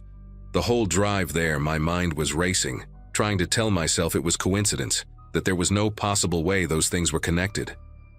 We arrived at the scene to find a gray Toyota Camry, accordioned around a wooden pole, the front end completely destroyed. Fire department was already there working to extract the driver. When we finally got him out and onto our stretcher, he was already gone. Mid-40s, construction vest still on, and according to his wallet, his name was Adrian Popescu. The police officer helping us said he'd been heading home from a late shift when he apparently swerved to avoid something in the road and lost control. I didn't sleep that night. Couldn't. I sat at my kitchen table until sunrise with my laptop open, searching variations of the phrases I'd heard. It took me almost an hour, but I finally found it. Romanian. Ajutați-mă, vă rog cineva, ajutați-mă, meant, help me, please, someone, help me. Adrian Popescu was a Romanian name. I must have read that translation 50 times, feeling sicker with each repetition. The voices from the pileup, I could rationalize those as trauma, my brain replaying memories in warped ways. But this was different. I had never met Adrian Popescu, never responded to any calls involving him before that night. And I had heard his voice, heard his final desperate plea, at the exact moment he was dying 2 miles away. Part of me wanted to convince myself I'd somehow heard a preliminary dispatch or a conversation on another channel, anything logical. But I knew our radio traffic. I knew what I'd heard and when I'd heard it. The next shift I worked, I was jumpy the entire time, dreading hearing another unknown voice. Every call felt like waiting for something terrible to happen. Corey kept asking what was wrong, and I kept deflecting, making up excuses about personal problems or bad sleep. How do you tell someone that you think you're hearing people die in real time? That you might be some kind of unwilling witness to deaths as they happen across the city? It happened again 5 days later. Friday evening, we were restocking supplies at the station when I heard a teenage girl's voice, high and terrified, screaming, "Dad, watch out, Dad!" Just those words, repeated 3 times, then nothing. I checked the time immediately. 7:32. Told Corey I needed air and went outside, pacing by the ambulance bay with my phone in my hand. Waiting. The call came through at 7:35. Multi-vehicle accident on Interstate 95 southbound. Multiple injuries reported. We responded along with 2 other units, and when we got there, it was chaos. A pickup truck had rear-ended a sedan at high speed, pushing it into the concrete barrier. The driver of the sedan was dead at the scene. His daughter, 16 years old, was in the passenger seat with severe injuries but alive. She was hysterical, kept saying she'd told him to watch out, that she'd seen the truck coming. I worked on her in the back of the ambulance while Corey drove, and the whole time I felt like I might throw up. This girl was crying next to me, alive, traumatized, and I had heard her voice 3 minutes before impact. Not after. Before. Or during. At the exact moment her father was dying and she was screaming for him to react. I saved her life that night. Or at least I kept her stable until we reached the hospital, but I couldn't shake the feeling that I'd been some kind of ghost listener to her worst moment. That's when I made the mistake of going to the police. I thought maybe if I could help, if I could use this horrible thing to prevent accidents or at least get emergency services there faster, then maybe it would mean something. I went to the 5th District Station on Sunday, my day off, and asked to speak with someone about the recent accidents. They connected me with a detective named Wallace, this tired-looking guy maybe in his 50s with gray at his temples. I tried to explain without sounding completely insane. Told him I was a paramedic who'd been experiencing something strange, that I'd been hearing things before accidents happened, that I might be able to help identify patterns. He listened patiently, took notes, asked me specific questions about times and locations. I gave him everything I had, the Adrian Popescu case, the father and daughter on Interstate 95. Even mentioned the pileup from November, though I framed it as the origin of some kind of intuition I'd developed. Wallace seemed genuinely interested, said he'd look into it and asked me to call him if it happened again. I left feeling like maybe I'd done the right thing, like maybe this curse or gift or whatever it was could serve some purpose. That optimism lasted exactly 4 days. Wallace called me on Thursday afternoon while I was off duty, asked if I could come back to the station. His tone was different, more formal, and when I arrived there was another detective with him, a woman named Ortiz who introduced herself from Internal Affairs. They sat me down in an interview room, and that's when everything shifted. Wallace started asking pointed questions about how I knew details about accidents before they were publicly reported, whether I had police scanner access beyond standard EMS channels, whether I had any connection to the victims or their families. Ortiz asked about my work schedule, whether I'd been experiencing any mental health issues, whether I was taking any medications. It dawned on me halfway through that they didn't think I was psychic or helpful.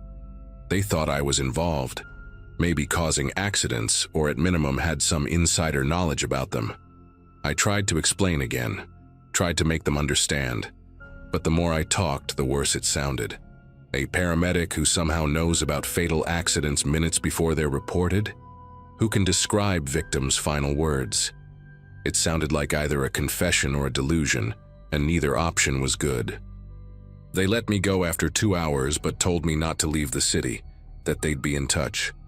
I drove home shaking, not from fear of being arrested because I knew they had nothing concrete, but from the realization that I was completely alone in this. The voices continued. I heard an elderly woman praying in what might have been Mandarin, and 12 minutes later we responded to a house fire, where a woman in her 70s died of smoke inhalation. I heard a young man saying, "I'm sorry, Mom, I'm so sorry," and 7 minutes later there was a motorcycle accident on Broad Street. Each time I heard someone new, I'd check my watch, write down the time, and wait for the inevitable call. I stopped reporting anything to Wallace or the police, stopped talking about it at all. Corey eventually stopped asking what was wrong with me, and I could tell he'd started requesting shifts with other partners when possible. I didn't blame him. I was becoming unreliable, distant, jumping at sounds nobody else could hear. The department made me see their counselor after I had what they called a panic attack during a routine transfer, though it was really just me hearing a man's voice begging in broken English while we were transporting a stable patient to a nursing home. The counselor diagnosed me with PTSD and recommended a leave of absence. I refused. If I wasn't working, if I wasn't in the ambulance, would I still hear them? Would they die and I wouldn't know? The thought of that felt worse somehow, like I was the only witness to these final moments and abandoning my post would make their deaths even more meaningless. The breaking point came on a Wednesday night in late March. We were finishing up a shift, heading back to the station around midnight, when I heard multiple voices at once. Not one person, but several, overlapping and frantic. A woman shouting something about her baby, a man yelling coordinates or an address I couldn't quite make out, a child crying, all of it happening simultaneously in my head, this horrible chorus of panic that made me pull the ambulance over on the side of Lehigh Avenue because I couldn't see straight. Corey was yelling at me, asking what was happening, and I couldn't answer because the voices were so loud, so immediate. Then they stopped. All at once. Complete silence. I checked my watch with trembling fingers. 12:07 in the morning. We sat there for maybe 90 seconds before the radio exploded with traffic. Major structure fire on Allegheny Avenue. Multiple victims reported. All units respond. We were among the first to arrive. An apartment building, 4 stories, fully engulfed. Fire department was pulling people out and we were triaging on the street, and it was exactly like the pileup all over again except worse, because some of these people were children. We worked through the night. 5 people died in that fire, including a 6-month-old baby and her mother who'd been trapped on the 3rd floor. I went home that morning, didn't bother trying to sleep, and made a decision. I couldn't keep doing this. Not the job, not the voices, not any of it. I called the department administrator and told them I was taking that leave of absence after all, effective immediately. They didn't argue. I think everyone had been waiting for me to break. The first week off was the hardest because I kept expecting to hear something, kept waiting for that terrible intrusion of someone's dying words. But there was nothing. Silence. Complete, ordinary silence. I went grocery shopping, cleaned my apartment, took walks around the neighborhood and heard nothing but normal city sounds. Car horns, conversations, dogs barking. No voices. No final pleas in languages I didn't understand. It was like whatever connection had formed that night during the pileup, whatever circuit had been burned into my brain, only worked when I was actively in that role, when I was a paramedic responding to emergencies. Away from the ambulance, away from the sirens and the radio traffic, I was just a regular person again. The relief was so intense it made me cry, just sitting on my couch on a Friday afternoon, crying because I could exist without being a conduit for other people's deaths. I never went back to EMS. I know that probably sounds like I gave up or ran away, and maybe I did. But I couldn't step back into that ambulance knowing what might start again. The department processed my resignation in May, and I found work doing medical billing from home, something quiet and removed from emergency medicine. Detective Wallace called me once more in June, said they'd closed their inquiry into me, that there wasn't enough evidence of anything except maybe some lucky guesses and stress-related incidents. He didn't apologize, but his tone suggested he felt bad about how it had all gone down. I thanked him and hung up and never heard from him again. Some nights I still think about all those voices, wonder if I really heard them, or if my mind just convinced itself of an impossible pattern during the worst period of my life. The timing was too precise to be coincidence, but the alternative is accepting something I don't have words for. What I do know is this: I haven't heard a single voice since I left that job, and I check the Philadelphia accident reports compulsively every morning to make sure. People are still dying in this city every day in terrible ways, but I'm not connected to it anymore. Whatever that connection was, whether it was trauma or something else entirely, it needed me to be in that role to exist. I'm just Jenna now, not Paramedic Castellano from Unit 12. And the silence, the beautiful ordinary silence, is something I'll never take for granted again.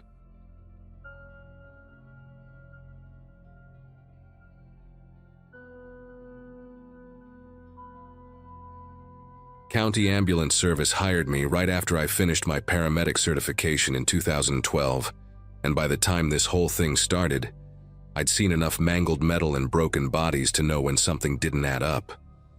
Route 34 outside of Bakersfield had always been one of our problem areas, the kind of rural stretch where people drove too fast and paid too little attention. But there was this specific section between mile marker 18 and the old grain elevator that seemed to collect accidents like a magnet. My partner, Ethan Briggs, who'd been running calls since before I was even thinking about this career, had this habit of going completely silent whenever dispatch sent us out there. He'd just grip the wheel a little tighter and stare straight ahead, and after enough shifts together, I learned not to ask why. The calls always came in during those dead hours between 2 and 4 in the morning, always single vehicle collisions, always loss of control on a perfectly straight section of road. The first time the pattern really registered in my brain was a Tuesday in March of 2018. Dispatch crackled through at 2:47 in the morning with the usual information. Single vehicle accident. Possible fatalities. Route 34 near mile marker 18. Ethan and I rolled out with lights blazing, cutting through the empty darkness of farmland on both sides. When we got there, a silver Dodge pickup was wrapped around a telephone pole like someone had folded it in half, driver's side completely destroyed. The guy inside was already dead. No amount of intervention was going to change that. A state trooper was on scene, young guy who looked like he might throw up any second, and he kept repeating that the driver must have been doing 70 or 80 to hit that hard. But the road was straight as an arrow at that point. No curves, no potholes, no deer or debris, nothing. The skid marks told the story though. The driver had suddenly jerked the wheel hard to the right, like he was swerving to avoid something directly in front of him. Except there was nothing there to avoid. 2 months later, it happened again. Same stretch of road, same time of night, 3:12 in the morning on a Friday in May. A red Toyota Camry this time, rolled 3 times according to the debris field, came to rest upside down in the drainage ditch. Young woman, maybe early 20s, still breathing when we got there, but barely. We worked her for 20 minutes on scene before loading her up and hauling toward the hospital, but she didn't make it. Ethan was the one who pointed it out to me as we were cleaning the rig afterward, his voice low and careful, like he was testing how I'd react. He said the Camry had gone off the road within maybe 30 feet of where the pickup hit back in March. Same side of the road, same sudden veer to the right, same inexplicable loss of control on a straight section with perfect visibility. I told him it was probably just a bad spot in the pavement, maybe an optical illusion with the road lights, something logical. But even as I said it, I didn't really believe it. And from the way Ethan just nodded and didn't argue, I could tell he didn't believe it either. The third accident sealed it for me. July 2018, a Wednesday night that was actually early Thursday morning, 2:33 when the call came through. By the time we pulled up with our light bar painting everything in red and white, I already had this sick feeling in my gut.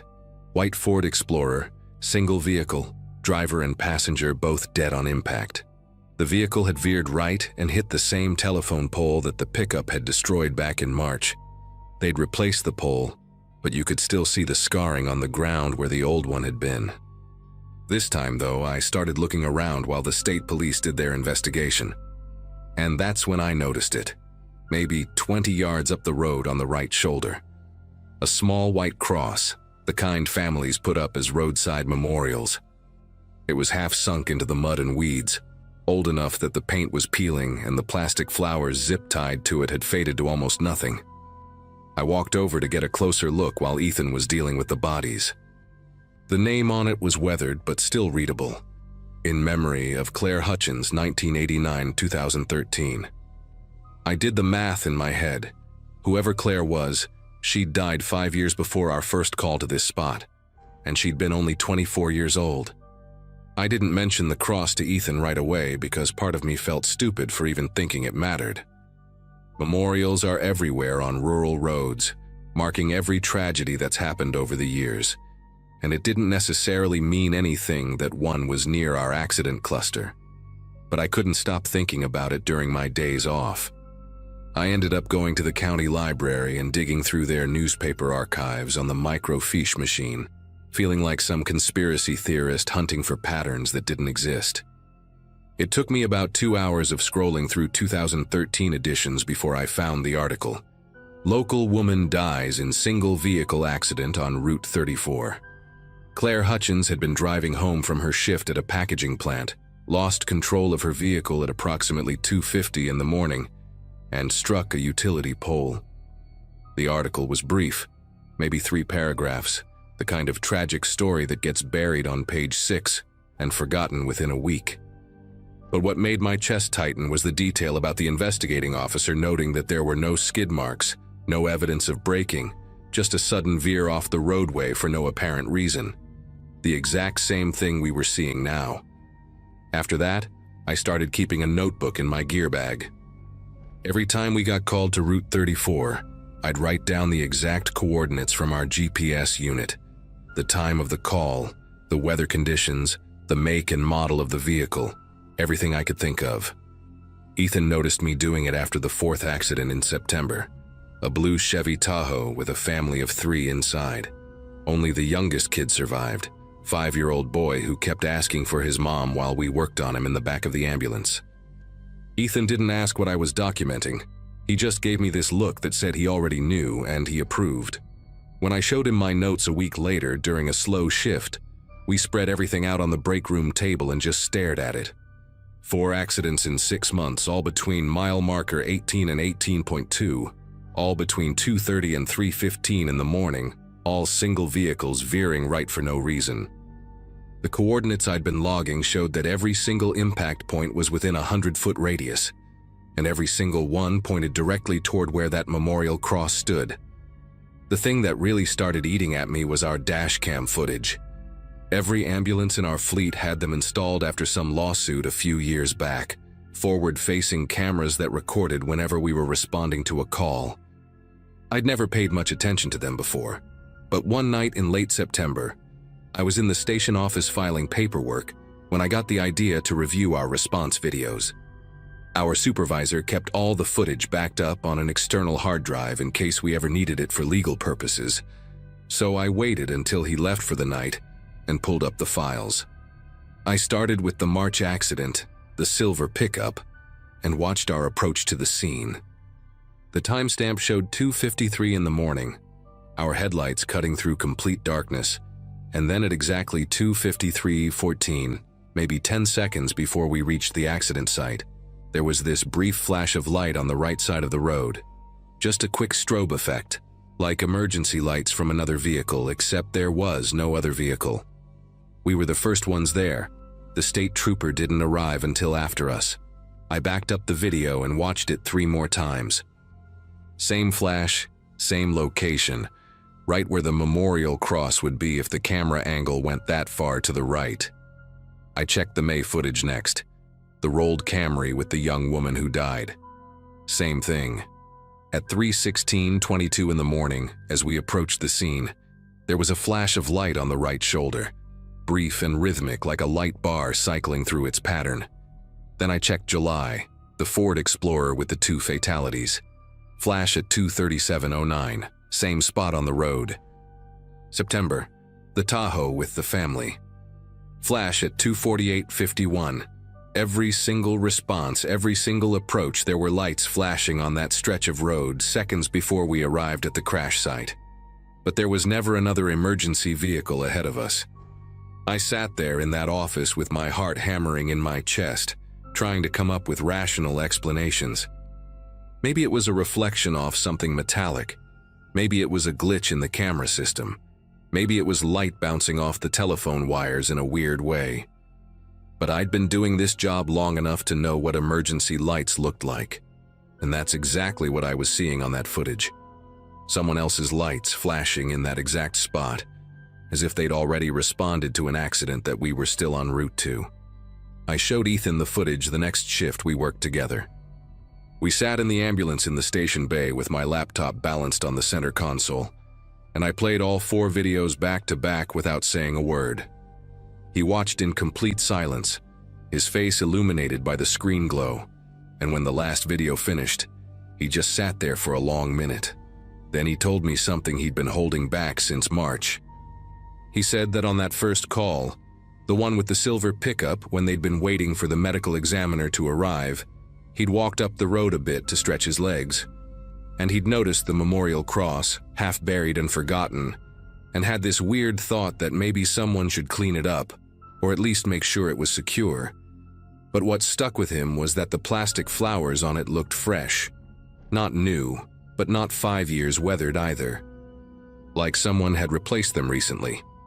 He'd written it off at the time, figured maybe family members still visited, but after the second accident he'd gone back to check. The flowers were different, older, more faded, like they'd aged months in the span of weeks. That's when we decided we needed to talk to someone official about this. Not our supervisor, who would have thought we'd lost our minds, but someone in law enforcement who might actually have access to historical data. Ethan had a contact at the State Police Traffic Division, a sergeant named Brianna Wolf, who'd been investigating fatal accidents for over 15 years. We met her at a diner off Interstate 80 on our day off. Brought all my documentation and the dash cam footage on a thumb drive. She listened to everything we had to say, looked through the notes, and I could see her expression shift from polite skepticism to genuine concern. She told us she'd need a few days to pull some files, but she'd look into it. A week later, she called me and asked if we could meet again. When we sat down, she had a manila folder about 2 inches thick sitting on the table in front of her. She'd gone back through every fatal accident report on Route 34 for the past 20 years. What she found made my skin go cold. There had been 19 fatal single-vehicle accidents on that exact stretch of road since 2013, all within that same 100-foot radius, all during those early morning hours. 19 people dead in the same spot where Claire Hutchins had died. Brianna pulled out another document from the folder, this one older and more worn.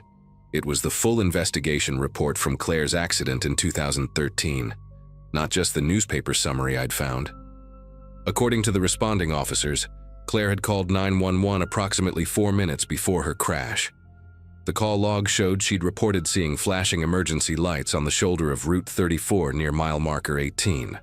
Thought maybe there was an accident or a stranded motorist, and was slowing down to see if someone needed help. That was the last anyone heard from her. When emergency services arrived, they found her vehicle wrapped around the pole.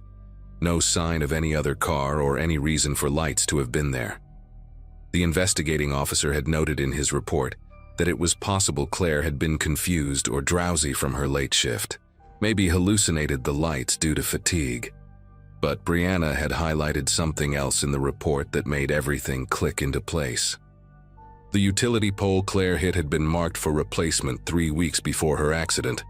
The county had installed a temporary warning beacon on it, a solar-powered strobe light to alert drivers that work crews would be in the area. Except the beacon had malfunctioned the night Claire died.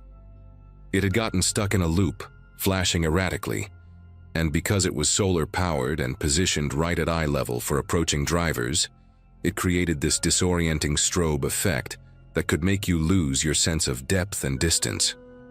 Brianna explained that after Claire's death, the county removed the pole and the beacon, did the utility work, and everyone moved on. But here's what nobody had accounted for. That malfunctioning beacon had been mounted at the exact height and angle where modern LED light bars sit on emergency vehicles. And for drivers approaching from the west during those early morning hours, when you're tired and the road is empty and dark, your brain could still register an afterimage or a reflection pattern in that spot, especially if you were already primed to look for it because of the memorial cross. She'd brought in a traffic psychology expert who explained it to her, something called highway hypnosis combined with expectation bias. Drivers would see the cross, their subconscious would register it as a danger marker, and in that vulnerable state of late-night driving, their minds would fill in what they expected to see. Emergency lights, another accident, something to avoid. They'd swerve right, overcorrect, and lose control. The dashcam footage showing those flashes was likely lens flare from our own light bar, reflecting off the metal markers on the shoulder, but our brains interpreted it as separate lights because we expected to see an accident. We were literally creating the pattern we were trying to respond to. Brianna had already contacted the county highway department, and they agreed to remove the memorial cross and install proper warning signs and rumble strips along that section. They were also going to improve the shoulder lighting and add guardrails to prevent vehicles from hitting the utility poles. The county finished the work in December of 2018, They moved Claire's memorial to the cemetery where she was actually buried, installed reflective warning signs a quarter-mile before that section of road, and put in those rumble strips that shake your whole car if you drift toward the shoulder. They also replaced every utility pole in that area with breakaway models that collapse on impact instead of acting like solid walls. It's been over 6 years now, and we haven't responded to a single fatal accident on that stretch of Route 34. A few fender benders, one DUI who hit the guardrail and walked away with bruises, but nothing like what we saw in 2018. Ethan retired 2 years ago, moved to Arizona to be near his daughter, and we still text sometimes. He told me he drives past that section whenever he visits, just to see the new signs and know that it worked. I still work for County Ambulance, still run calls on Route 34, and sometimes during those quiet early morning hours, I'll slow down near mile marker 18 just to remind myself that the mind can be more dangerous than anything supernatural.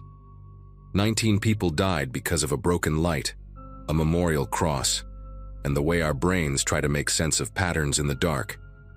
That's what keeps me up at night now. Not ghosts or curses, but the realization that sometimes the scariest things are just tragic coincidences that snowball into something worse. The road doesn't eat people anymore. We fixed it. But I'll never forget how close we came to just accepting it as bad luck and moving on.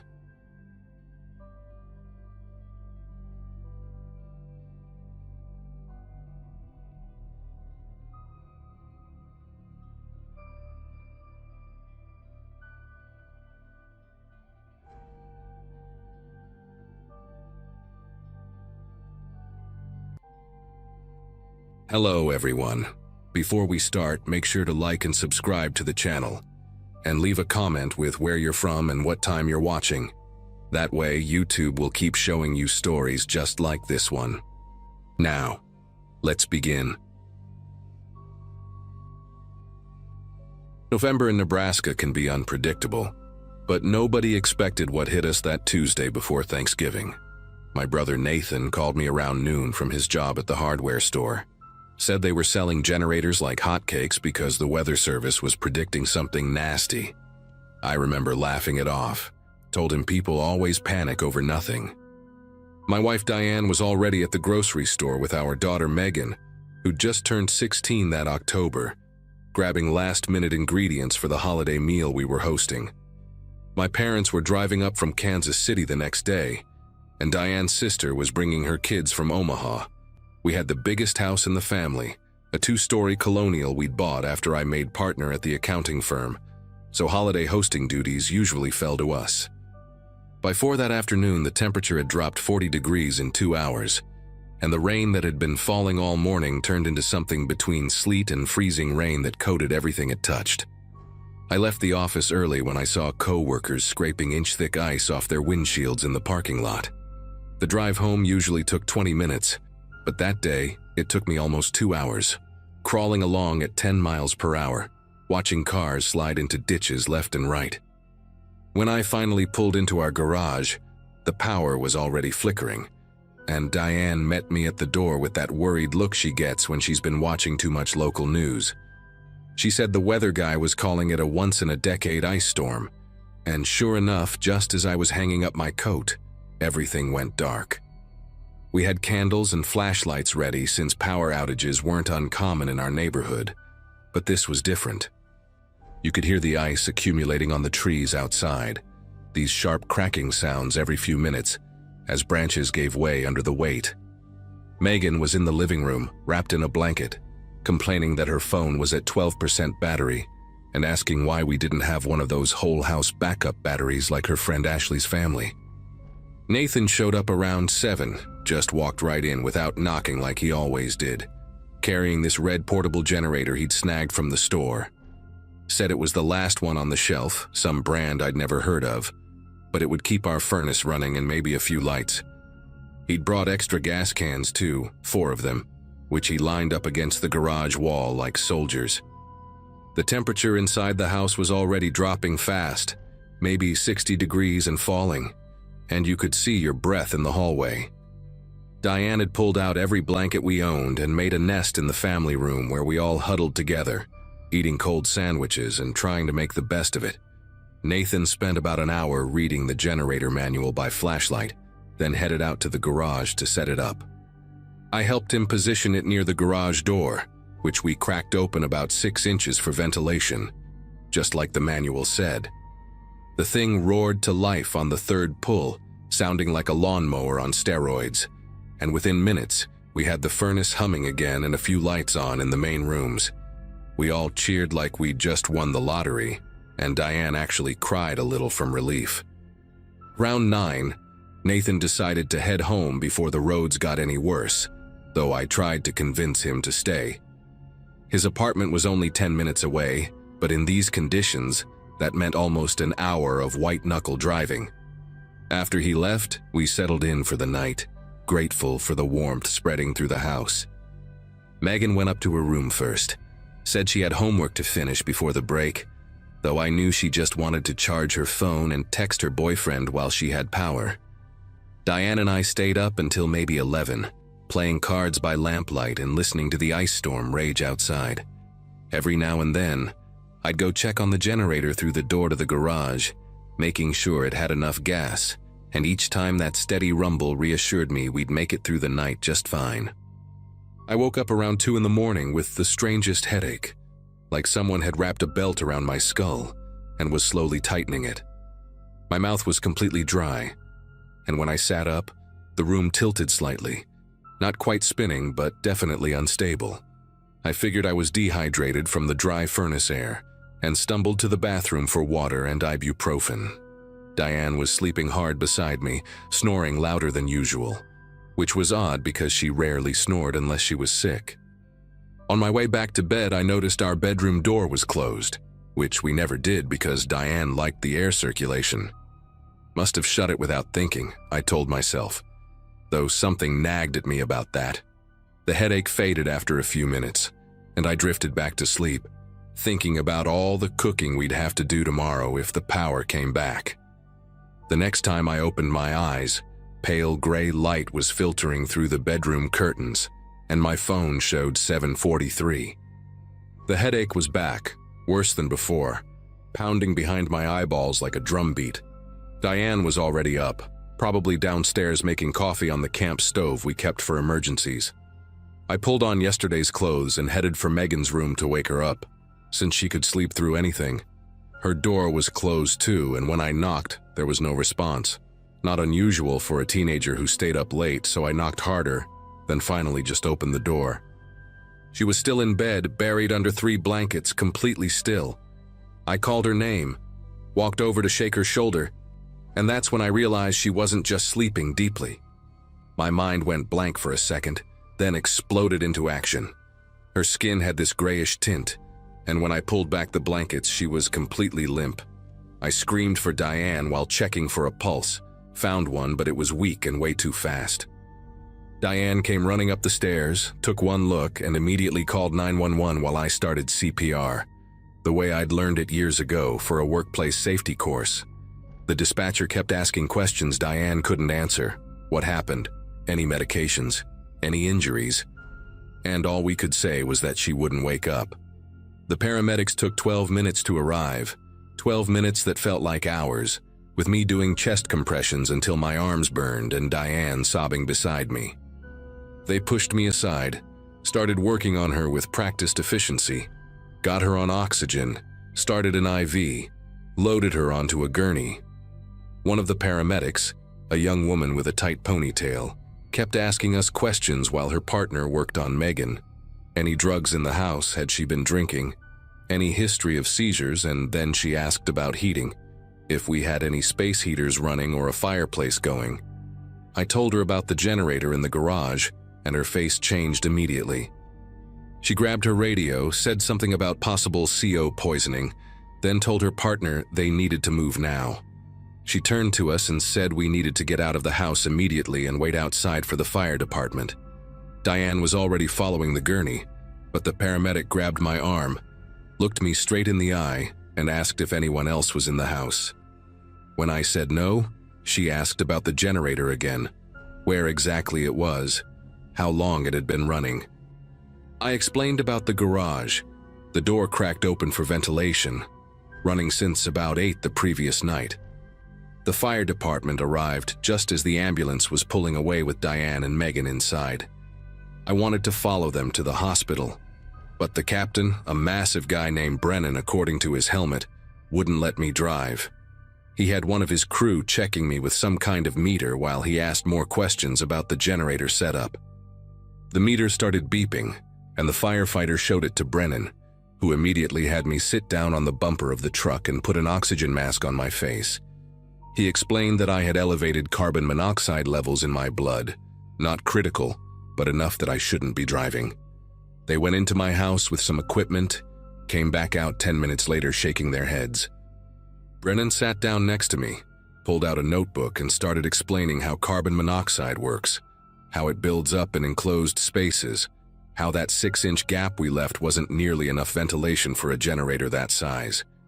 He told me the readings in the house were still over 400 parts per million near the garage door, and probably much higher overnight when the generator was running full blast to keep the furnace going.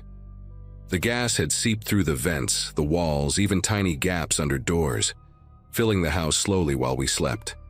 Megan's room was right above the garage, which is why she got the worst of it. He said we were lucky to be alive, that whole families have died from exactly this same mistake. The oxygen started clearing my head, and with that clarity came a crushing weight in my chest that had nothing to do with carbon monoxide. I kept thinking about Nathan bringing that generator, how proud we were when it started up, how we thought we were being so careful. Brennan must have seen it on my face because he put his hand on my shoulder, told me it happens more than people think, that generators kill more people during power outages than the actual storms do. A neighbor, George, from 2 houses down, drove me to the hospital while the fire department aired out our house. In the emergency room, they had me on high-flow oxygen for 3 hours while running blood tests every 30 minutes. Diane was in another room getting the same treatment, but Megan was in the ICU on something called hyperbaric oxygen therapy. The doctor, a tired-looking woman who couldn't have been much older than Nathan, explained that Megan had severe carbon monoxide poisoning, that her levels were near fatal when she arrived. She said the next 24 hours would be critical, that even if Megan recovered, there could be neurological damage, problems with memory, coordination, things that might not show up for weeks. Diane and I took turns sitting with her in the ICU, watching machines breathe for her, holding her hand and talking to her like she could hear us, telling her about the Thanksgiving dinner we'd make when she got better, how her cousins were still coming, how we'd tell this story years from now and be grateful we survived it. Megan woke up on Thanksgiving morning, groggy and confused but awake, asking why she was in the hospital and why her head hurt so bad. The doctors ran test after test, checking her reflexes, her memory, her coordination, and everything came back normal, or close enough to normal that they called it a miracle. She didn't remember anything after going to bed that Tuesday night, just waking up in a hospital room with machines all around her. We spent Thanksgiving in the hospital cafeteria, eating dry turkey and lumpy mashed potatoes that tasted better than any meal I'd ever had because we were all there together, alive. Nathan came by with flowers he'd bought at a gas station, his eyes red from crying, apologizing over and over for bringing the generator. But I told him it wasn't his fault, that we all thought we were being safe. My parents and Diane's sister arrived that afternoon, and we had to explain everything again, watch their faces go from confusion to horror to relief. We were discharged Friday afternoon with strict instructions to install carbon monoxide detectors on every floor of the house, which seems so obvious now that I can't believe we didn't have them before. The power had come back Thursday morning while we were still in the hospital, and neighbors had already moved the generator out of our garage, left it sitting in the driveway like evidence at a crime scene. I sold it the next week to a guy who promised he'd only use it outside, far from any buildings, though part of me wanted to take a sledgehammer to it instead. Megan went back to school after Thanksgiving break, seemed completely fine, but Diane and I watched her constantly those first few weeks, looking for any sign of the delayed problems the doctor had warned us about. They never came, thank God, but even now, 2 years later, Whenever there's a storm warning, whenever the power flickers, Diane and I look at each other with the same thought, remembering how close we came to losing everything because we thought 6 inches was enough.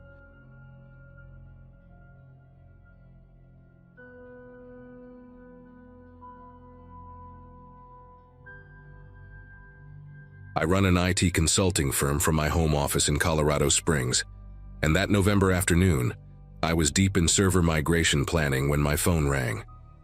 An unknown number, but potential clients often called from numbers I didn't recognize, especially now that business was picking up after 2 lean years.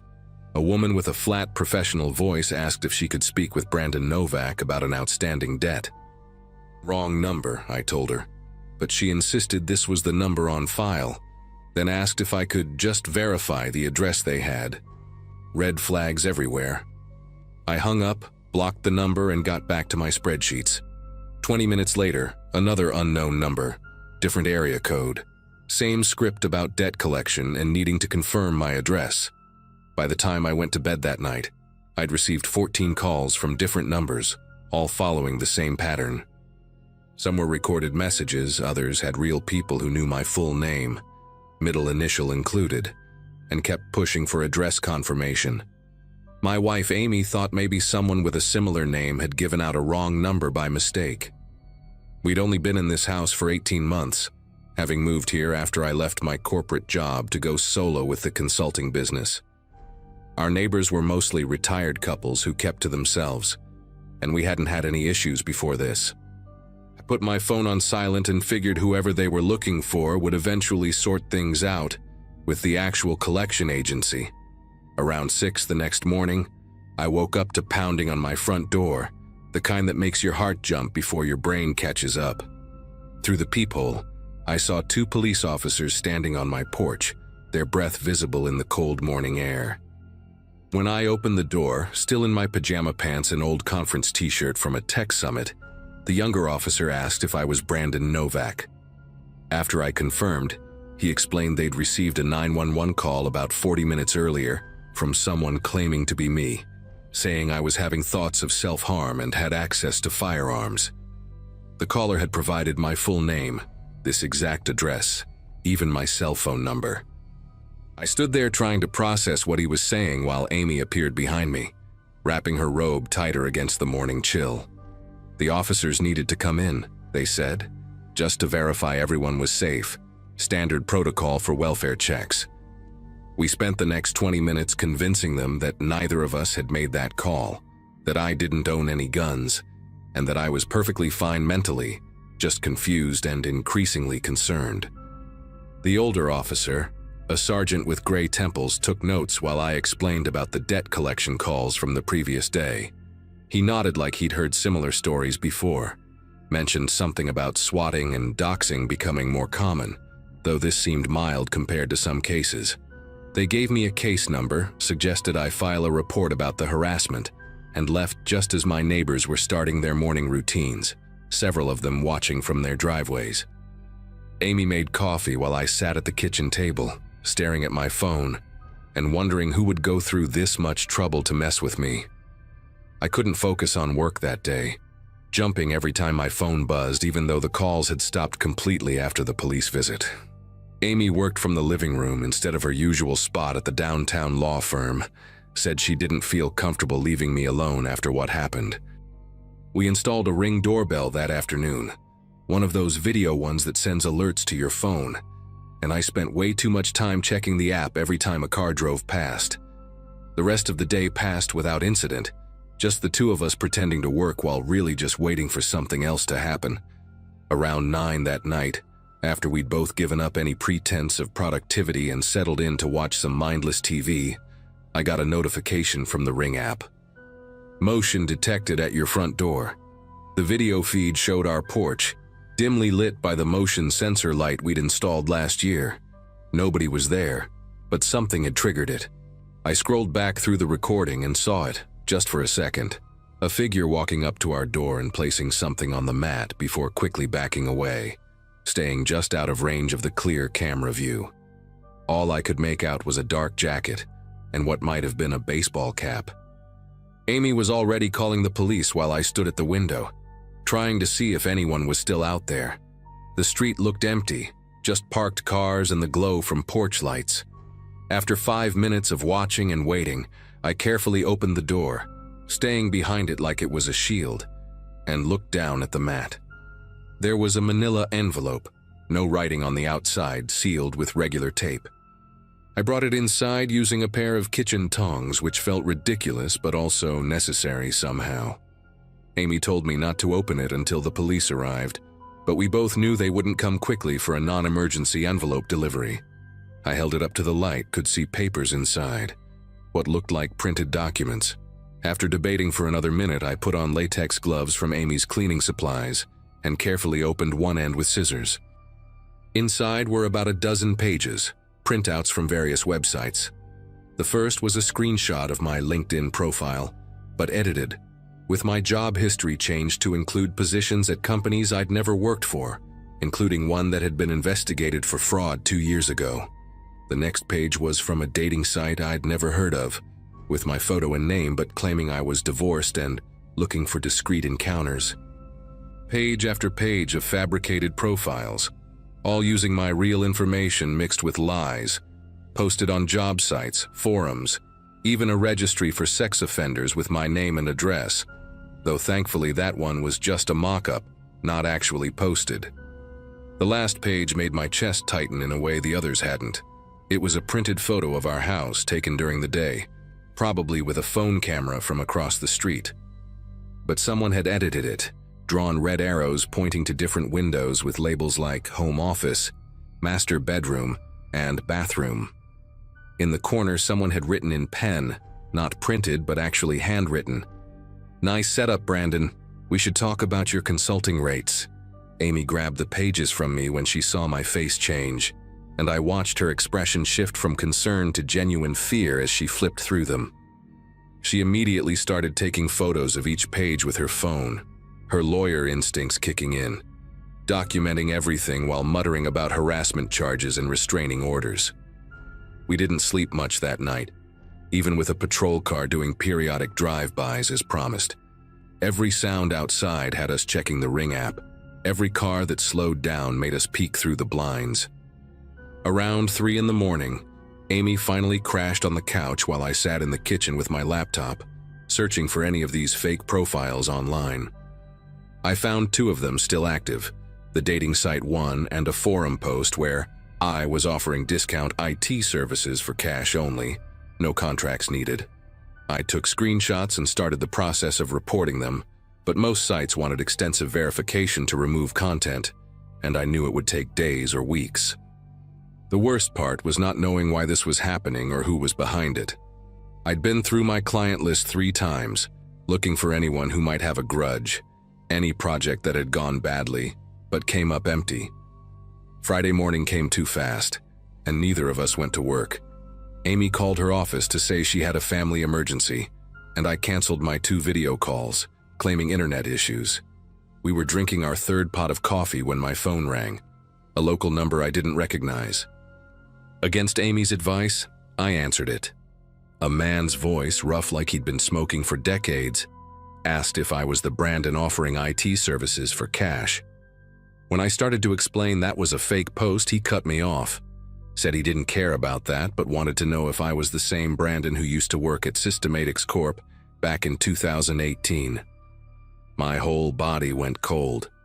I had worked there briefly as a contractor for 4 months before the company imploded in a massive embezzlement scandal. I wasn't involved, had actually left 2 weeks before the FBI raids, but anyone connected to that place had their reputation damaged. The man chuckled when I went silent, said we definitely needed to meet, that he had a business proposition that would benefit both of us. I told him I wasn't interested in any proposition, and started to hang up when he said something that stopped me cold. He mentioned Amy's maiden name, the law firm where she worked, even the floor number of her office. Said it would be a shame if her colleagues found out about her husband's connection to Systematics, especially the encrypted files I'd supposedly helped hide before leaving. That was complete fiction. I'd never touched anything related to their financial systems. but he said he had documents that suggested otherwise. The call ended with him saying I had until midnight to reconsider, and that he'd be reaching out with instructions. Amy heard enough from my side to understand what was happening. This wasn't random harassment anymore. This was extortion. And whoever this was had done serious homework on both of us. That evening, while Amy was on the phone with a colleague who specialized in cybercrime, I noticed something on the Ring app that I'd missed before. Going back through the saved footage from the past few days, I saw the same car, a dark blue sedan with mud covering the license plate, had driven past our house at least 15 times since Wednesday. Always slowing down near our driveway, never stopping, just crawling past like they were checking something. I started downloading all the footage when the doorbell triggered again. This time the camera caught him clearly, a heavy-set man in his 50s with a gray beard and wire-rimmed glasses, wearing a Broncos cap and a brown leather jacket. He stood there for maybe 10 seconds looking directly at the camera with this slight smile, then held up a piece of paper with 11:47 p.m. written on it before walking away. Amy called the police immediately while I checked every door and window lock in the house. The responding officer, different from the morning crew, took one look at the video and called for backup. Within 20 minutes, we had 3 patrol cars on our street and a detective named Rivera sitting at our kitchen table, going through everything from the beginning. She recognized the description of the man from the video, said his name was Carl Brennan, a former private investigator who'd lost his license 5 years ago for illegally accessing personal records and selling them. He'd been connected to 3 other extortion cases but never convicted, always managing to stay just within the gray areas of the law. Rivera said he usually worked with someone else, a tech guy who handled the digital harassment while Carl did the physical intimidation. At 11:47 p.m. exactly, my phone buzzed with a text from a blocked number. Just an address, a warehouse district on the south side of the city, and the words, "Come alone or the files go public Monday." Rivera was already shaking her head before I finished reading it out loud. They'd set up surveillance on our house and would follow if Carl or anyone else showed up, but she strongly advised against going to that address. Amy was more direct, said I'd be an idiot to walk into what was obviously a trap, but Carl had done his homework too well. He knew about systematics, knew that even false allegations with fabricated evidence could destroy my business, especially in the small world of IT consulting, where reputation was everything. Rivera left 2 officers parked outside and gave us her direct number, said they'd be increasing patrols all night, and that a cyber crimes unit was already working on tracking the phone numbers and fake profiles. I didn't go to the warehouse. Instead, I did what I should have done from the beginning, used my actual IT skills to fight back. While Carl was waiting at whatever trap he'd set, I was working with an old colleague from my corporate days who specialized in digital forensics. We traced the fake profiles back to a specific IP address, found the digital fingerprints Carl's tech partner had left behind. By 4 a.m. Saturday morning, we had enough evidence that Rivera could get a warrant. Turns out Carl's partner was a guy named Dennis Huang, who ran a computer repair shop that was barely staying afloat.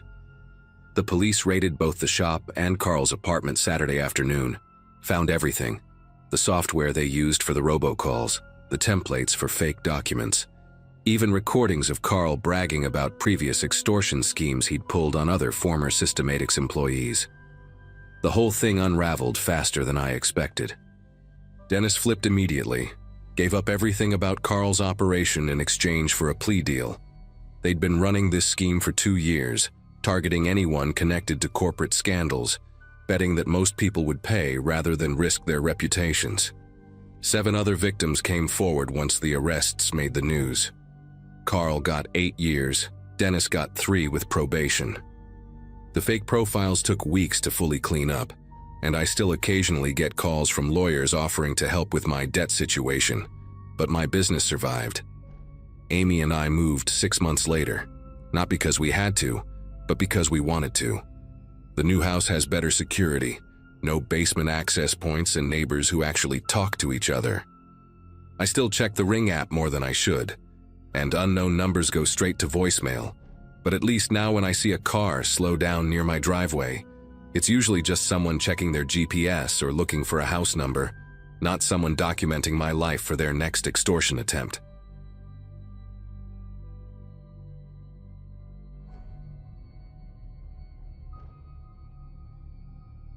November always meant double shifts at Garrison's department store, and when Colleen asked if anyone could cover overnight inventory that Friday after Thanksgiving, I needed the extra cash too badly to say no. 26, and still paying off student loans from a journalism degree I never used.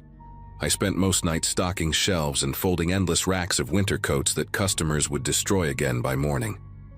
That particular Friday, the store had closed at midnight after the Black Friday chaos, and I arrived at 1 in the morning with my thermos of coffee and a podcast downloaded on my phone, thinking it would be just another boring shift counting merchandise in the stockroom, while the mall sat dark and empty around us. Garrison's had this eerie quality after closing that I'd gotten used to over the past 8 months of working there, but that night hit different from the moment I badged in through the employee entrance. Usually there'd be at least 3 or 4 people for overnight inventory, but Colleen had texted that she'd gotten food poisoning from her mom's turkey stuffing, and Brad's car had broken down on the highway coming back from his parents' place in Michigan. Just me and Hector from maintenance, she'd said, and he'd already started his rounds on the opposite end of the mall. I walked through the back corridors toward our department, passing the break room where someone had left half a pumpkin pie in the fridge with a post-it note saying free, and the familiar music played through the overhead speakers at that barely audible volume they always forgot to turn completely off. My department was women's formal wear, right in the center of the second floor, surrounded by those tall mannequins wearing sequined holiday dresses and velvet blazers that cost more than my rent. The overnight inventory list showed I needed to count everything in storage sections D through H, which meant about 4 hours of scanning barcodes and checking them against the spreadsheet on the tablet they'd given me. I started with the back corridor where we kept the overstock, boxes stacked to the ceiling with next season's spring collection, already waiting to replace all the winter merchandise. The fluorescent lights hummed that specific frequency that gave me headaches if I stayed back there too long, and I could hear the ventilation system cycling on and off, making the plastic inventory tags flutter against the boxes like tiny fingers tapping for attention. Around 2:30 in the morning, after I'd gotten through sections D and E, I decided to grab water from the vending machine near the customer service desk on the main floor. I walked out onto the sales floor, and that's when I noticed the mannequins for the first time that night. Really noticed them. We had about 40 of them in our department. These faceless white figures with their heads tilted at specific angles that corporate had mandated in some visual merchandising guide, all positioned to draw customers' eyes toward the featured collections. But standing there in the semi-darkness with only the emergency lighting and that faint music still playing, they looked like a crowd of people frozen mid-conversation, their blank faces somehow managing to convey expressions despite having no features at all. I grabbed my water quickly and headed back to the stockroom, telling myself I was being ridiculous, that I'd worked plenty of night shifts before without getting spooked by plastic display figures. Section F was taking forever because someone had mislabeled half the boxes during the last shipment, and I had to open each one to verify the contents matched the inventory codes.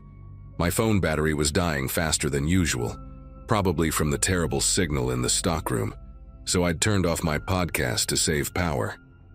Without that distraction, every sound seemed amplified in the quiet. The settling of cardboard boxes, the distant clank of pipes in the walls, and that endless music that had switched from instrumental Christmas songs to some generic jazz that sounded like it was recorded underwater.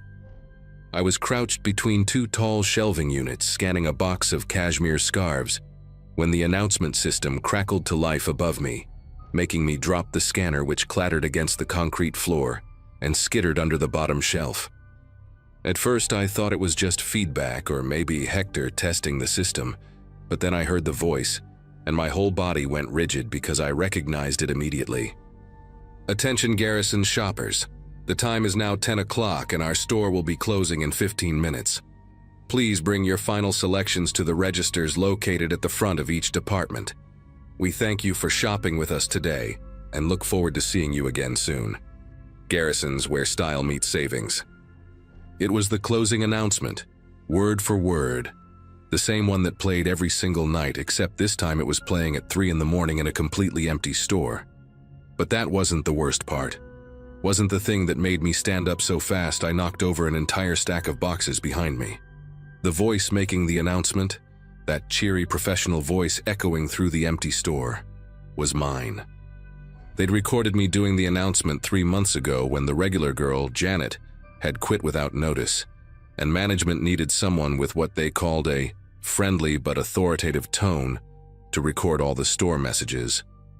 I'd spent an entire afternoon in the manager's office reading different scripts into a microphone while Keith from corporate fiddled with audio levels on his laptop, making me repeat phrases until my throat was raw.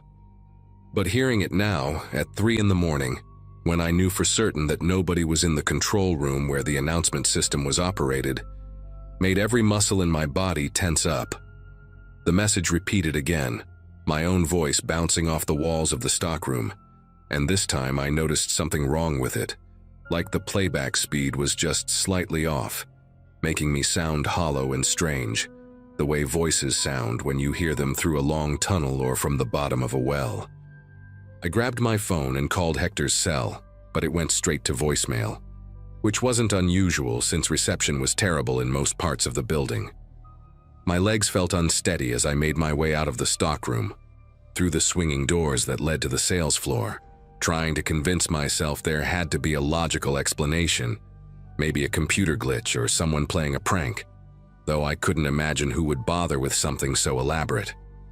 The announcement had stopped by the time I reached the sales floor, leaving only that quiet music and the hum of the escalators that never stopped running even after hours. I headed toward the stairs that led down to the first floor, where the security office was located, thinking I could check the cameras or at least find the overnight security guard, who was supposed to be monitoring everything from his desk. But as I passed through my department, something made me stop dead in my tracks, and I had to blink several times to make sure I was actually seeing what I thought I was seeing. Every single mannequin in the women's formal wear department had been turned around. When I'd walked through earlier to get water, they'd all been facing outward toward the aisles, positioned to display their outfits to anyone walking by, just like always. Now they were facing inward, 40 pale figures creating a circle around the central display platform, where we kept the featured holiday collection, their eyeless faces directed at the empty space in the middle, like they were watching something I couldn't see. The sequined dresses caught the emergency lighting and threw sparkles across the walls that moved slightly with the air circulation, creating the illusion of movement, of breathing, of life where there shouldn't be any. I took a step backward and bumped into something solid, nearly screaming before I realized it was just one of the jewelry display cases. But the sound I made, that sharp intake of breath, seemed to echo in the silence that had suddenly fallen over the store because even the music had stopped playing. My phone buzzed in my pocket, making me jump again, and I saw a text from an unknown number that just said, "Check the fitting rooms." I didn't recognize the number, and when I tried to call it back, I got an automated message saying the number was disconnected. The smart thing would have been to leave right then, just walk out through the employee exit and forget about the inventory, forget about the overtime pay, forget about everything except getting as far away from that store as possible. But something, maybe curiosity or maybe just the stubborn refusal to believe that anything genuinely threatening was happening, made me walk toward the fitting rooms at the back of our department. They were these small cubicles with heavy burgundy curtains instead of doors, 6 rooms in a row with a long mirror at the end of the hallway. And as I got closer, I could hear something that made me slow down, then stop completely. It was my voice again, coming from inside one of the rooms, but this time it wasn't the store announcement. This time it was a conversation I'd had with my mother on the phone 2 days ago, word for word, my side only, talking about how I was thinking about going back to school, how I was tired of retail, how I felt like I was wasting my life folding clothes for people who barely looked at me. The curtain of the middle fitting room was moving slightly, like someone had just brushed past it, and I could see a shadow underneath, the unmistakable shape of feet, except they weren't moving at all, just standing there perfectly still, while my recorded voice continued playing from inside. I reached for the curtain with trembling fingers, my heart hammering so hard I could feel it in my throat, and yanked it open in one quick motion.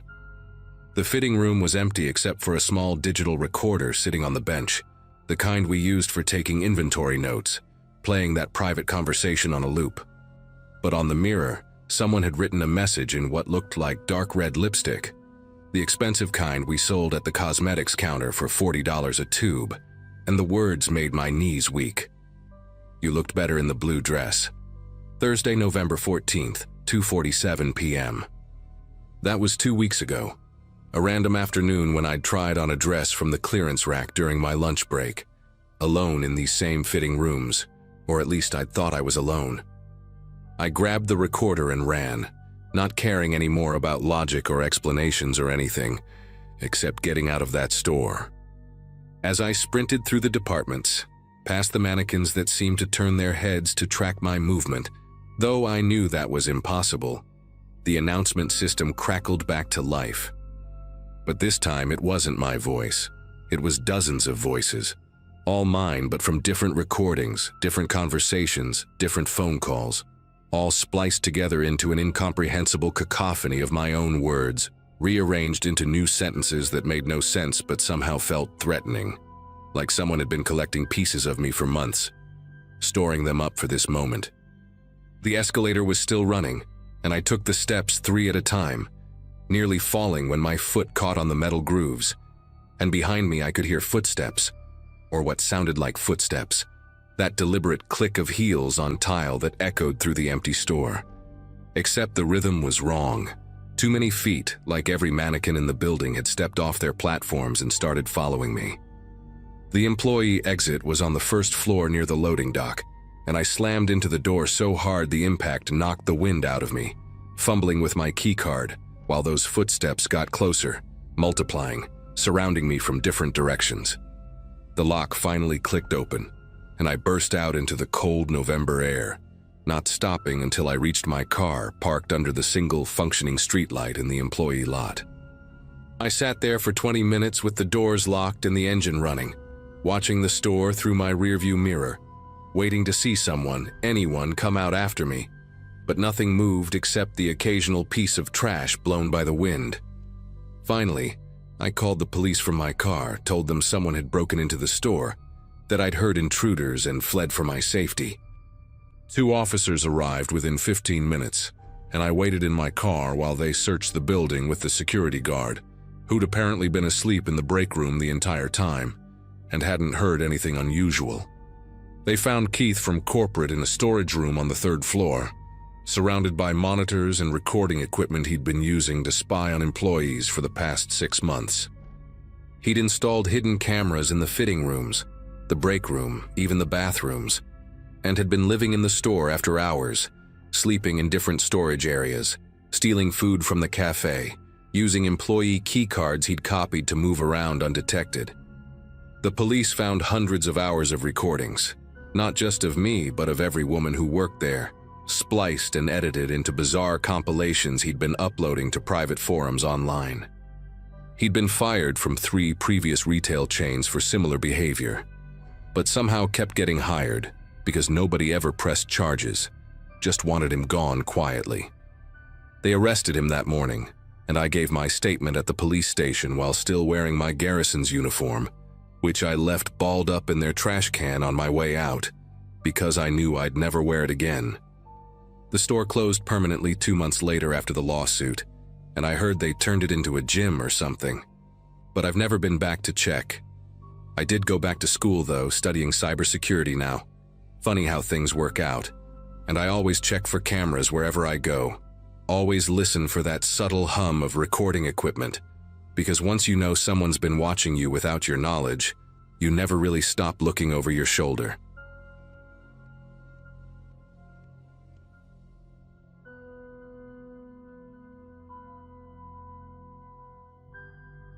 Mom was arguing with the turkey when I walked through the door that Wednesday afternoon, wrestling the 20-pound bird into submission while muttering something about defrosting times and stubborn packaging. I just finished a 12-hour shift at the hospital in Tulsa and driven straight to my parents' farmhouse, still wearing my scrubs under my jacket because I knew she'd panic if I showed up late.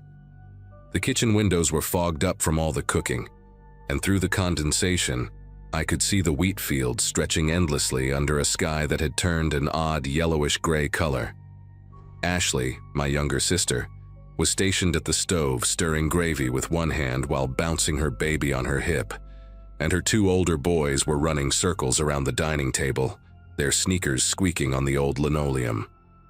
Dad had barricaded himself in the living room with the Weather Channel on, volume cranked up high enough that we could all hear the meteorologist discussing pressure systems and cloud formations. Strange thing about that afternoon was how still everything felt outside. Like nature had hit the pause button while we rushed around inside preparing for tomorrow's feast. Ashley's husband Robert was supposed to arrive later with his mother, and Mom kept checking her phone for updates from my brother Kevin, who was driving in from Arkansas with his new girlfriend none of us had met yet. The house felt alive with all this movement and anticipation, pots bubbling, oven timer beeping, kids yelling about who got to lick the beater from the mashed potatoes.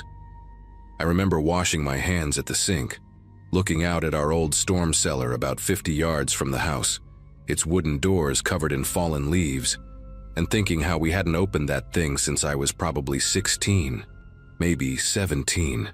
Back when Dad still made us practice tornado drills every spring. Around 4:30, I was helping Ashley peel potatoes when the power flickered once, just quick enough to reset the microwave clock but not enough to worry about. Dad called out from the living room that the weather service had mentioned some cells developing to the southwest, but nothing heading our way. Maybe some rain later tonight at worst. The boys had moved their chaos outside, and through the window I could see them throwing a football around in that aggressive way kids do when they're trying to prove who's tougher. The air through the screen door felt thick and warm for November, almost like breathing through a wet towel, and Mom complained about her arthritis acting up, which she swore meant a storm was coming despite what the weatherman said. I stepped out onto the back porch to call the boys in for a snack, and that's when I noticed how the birds had gone completely silent. Not a single chirp, no crows calling from the fields, even the chickens in their coop had stopped their usual chatter. The sky to the west had turned this sick green color, like old copper, and the clouds were moving in different directions at different heights, creating this twisted, churning effect that made my chest feel tight. But there were no sirens, no emergency alerts buzzing on our phones, just this unnatural quiet that pressed against my eardrums. I called the boys again, louder this time, and they came running toward the house, their football abandoned in the yellowing grass. We'd barely made it inside when the windows started rattling in their frames, subtle at first, like a truck passing on a distant road, except there was no road close enough to cause that kind of vibration. Ashley looked up from the stove, her face suddenly pale, and asked if anyone else heard that low rumbling sound. Like a freight train, but wrong somehow. Too consistent, too close. Dad jumped up from his recliner and ran to the front door, yanking it open, and I'll never forget the way his whole body went rigid when he saw what was coming. Over his shoulder, I could see it too. A dark, writhing column dropping down from the clouds less than a mile away, tearing through the Johnson's cornfield, throwing debris hundreds of feet into the air like confetti made of destruction. Everything happened so fast after that, but each second stretched out like minutes in my memory. Dad screaming for everyone to get to the cellar now, his voice cracking in a way I'd never heard before, not even when Grandpa died. Mom dropping the glass casserole dish, sending sweet potato chunks and broken ceramic across the floor. Ashley clutching her baby so tight he started wailing, her older boys standing frozen in the doorway, eyes wide as dinner plates. The power cut out completely then, plunging us into this eerie green-tinted darkness, and through the windows we could see transformers exploding in brilliant blue flashes down the road. The rumbling had become a roar, so loud it hurt your teeth, and the whole house started groaning like it was being squeezed in a giant fist. Mom was screaming about the pantry, pointing at the reinforced closet under the stairs where we kept the canned goods and cleaning supplies, saying it was closer, safer. We'd never make it to the cellar in time. But Dad was already pushing us toward the back door, yelling that the house wouldn't hold, that the pantry was a death trap. We had to get underground.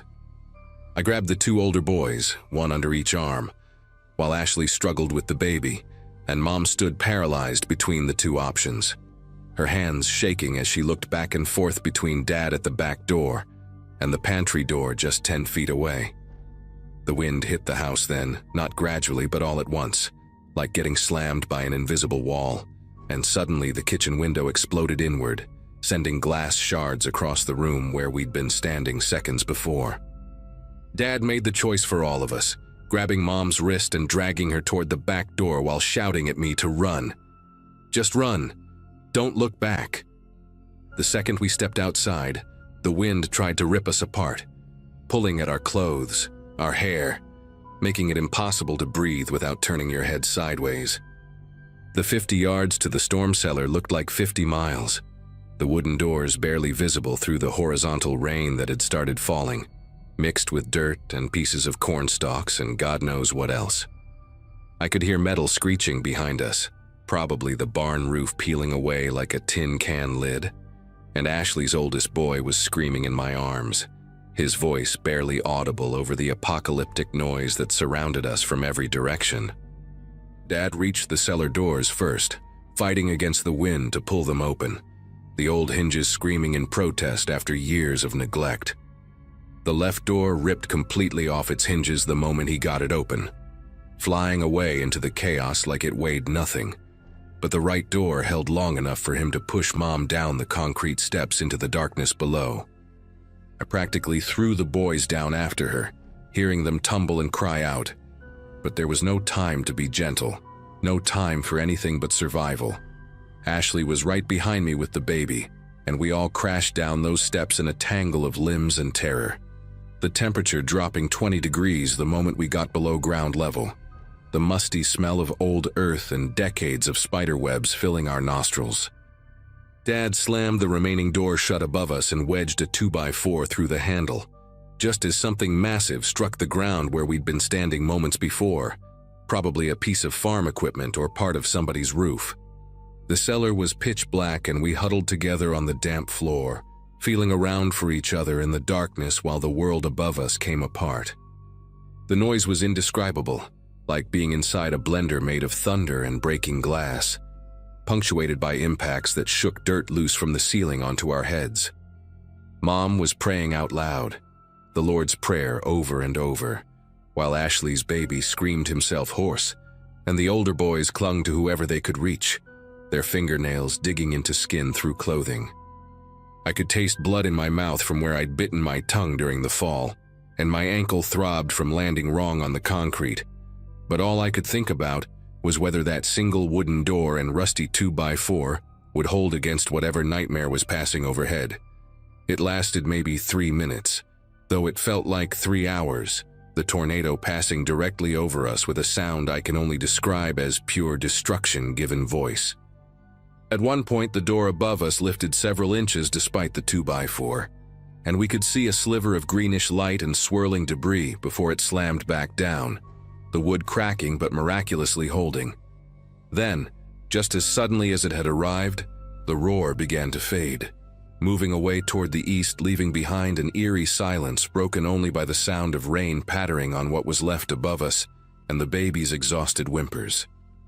We stayed frozen in place for another 10 minutes, nobody brave enough to speak or move, until finally Dad used his phone's flashlight to illuminate our faces, all of us covered in dirt and cobwebs, eyes wide with shock but alive, every single one of us alive. When we finally emerged from the cellar, the landscape was unrecognizable, like someone had taken our farm and put it through a giant shredder.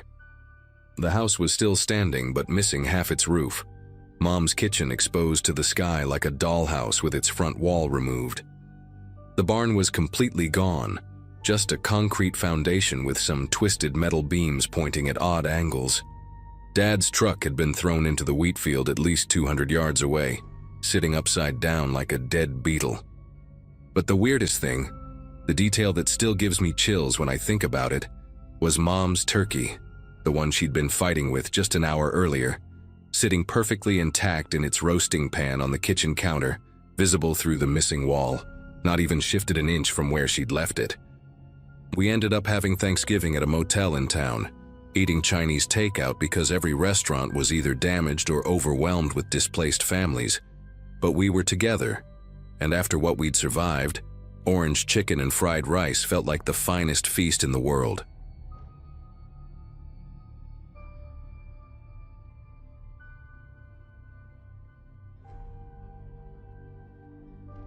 When you sign up for an overnight stocking shift at Save More the week before Thanksgiving, nobody tells you about the silence. Not the peaceful kind either. The kind that presses against your eardrums and makes you aware of every single sound your body produces. I needed the extra money that year, simple as that. My landlord had just raised rent by $200, and my day job doing data entry at an insurance office barely covered groceries after bills. The overnight differential was an extra $4 an hour, and they were desperate enough to hire anyone willing to work from 11 at night until 7 in the morning. I showed up for my first shift on a Wednesday in late November, 3 days before Thanksgiving, wearing the ugly green vest they issued me and steel-toed boots I borrowed from my cousin. The store manager, a tired-looking woman named Veronica with graying hair pulled into a tight bun, gave me a 10-minute tour of the back room, showed me how to use the pallet jack, and told me the freezer alarm code before disappearing into her office. She mentioned I would be alone most nights since the other stalker, some guy named Julian, had quit 2 weeks prior without notice. That should have been my first red flag. The first few hours passed without incident. I unloaded boxes of canned goods, restocked the cereal aisle, and tried not to think about how the store felt like a massive tomb once all the customers left. The fluorescent lights hummed constantly, this low electrical drone that never quite faded into the background. Around 1 in the morning, the PA system kicked on with its looping advertisement about Black Friday doorbusters, the same cheerful voice repeating the same script every 12 minutes. Save More is your destination for Black Friday savings. Join us Friday morning at 5 a.m. for doorbuster deals you cannot miss. After the 5th time hearing it, I wanted to rip the speakers out of the ceiling, but the money kept me moving, kept me stacking boxes of pasta sauce and rotating stock like Veronica had shown me. The store layout was simple enough, 12 aisles plus the produce section up front and the meat and dairy cases along the back wall. I worked methodically, starting from aisle 1 and planning to move through them all before my shift ended. By 2 in the morning, I had made it to aisle 7, the snack aisle, when I heard it for the first time. The distinct metallic rattle of a shopping cart wheel.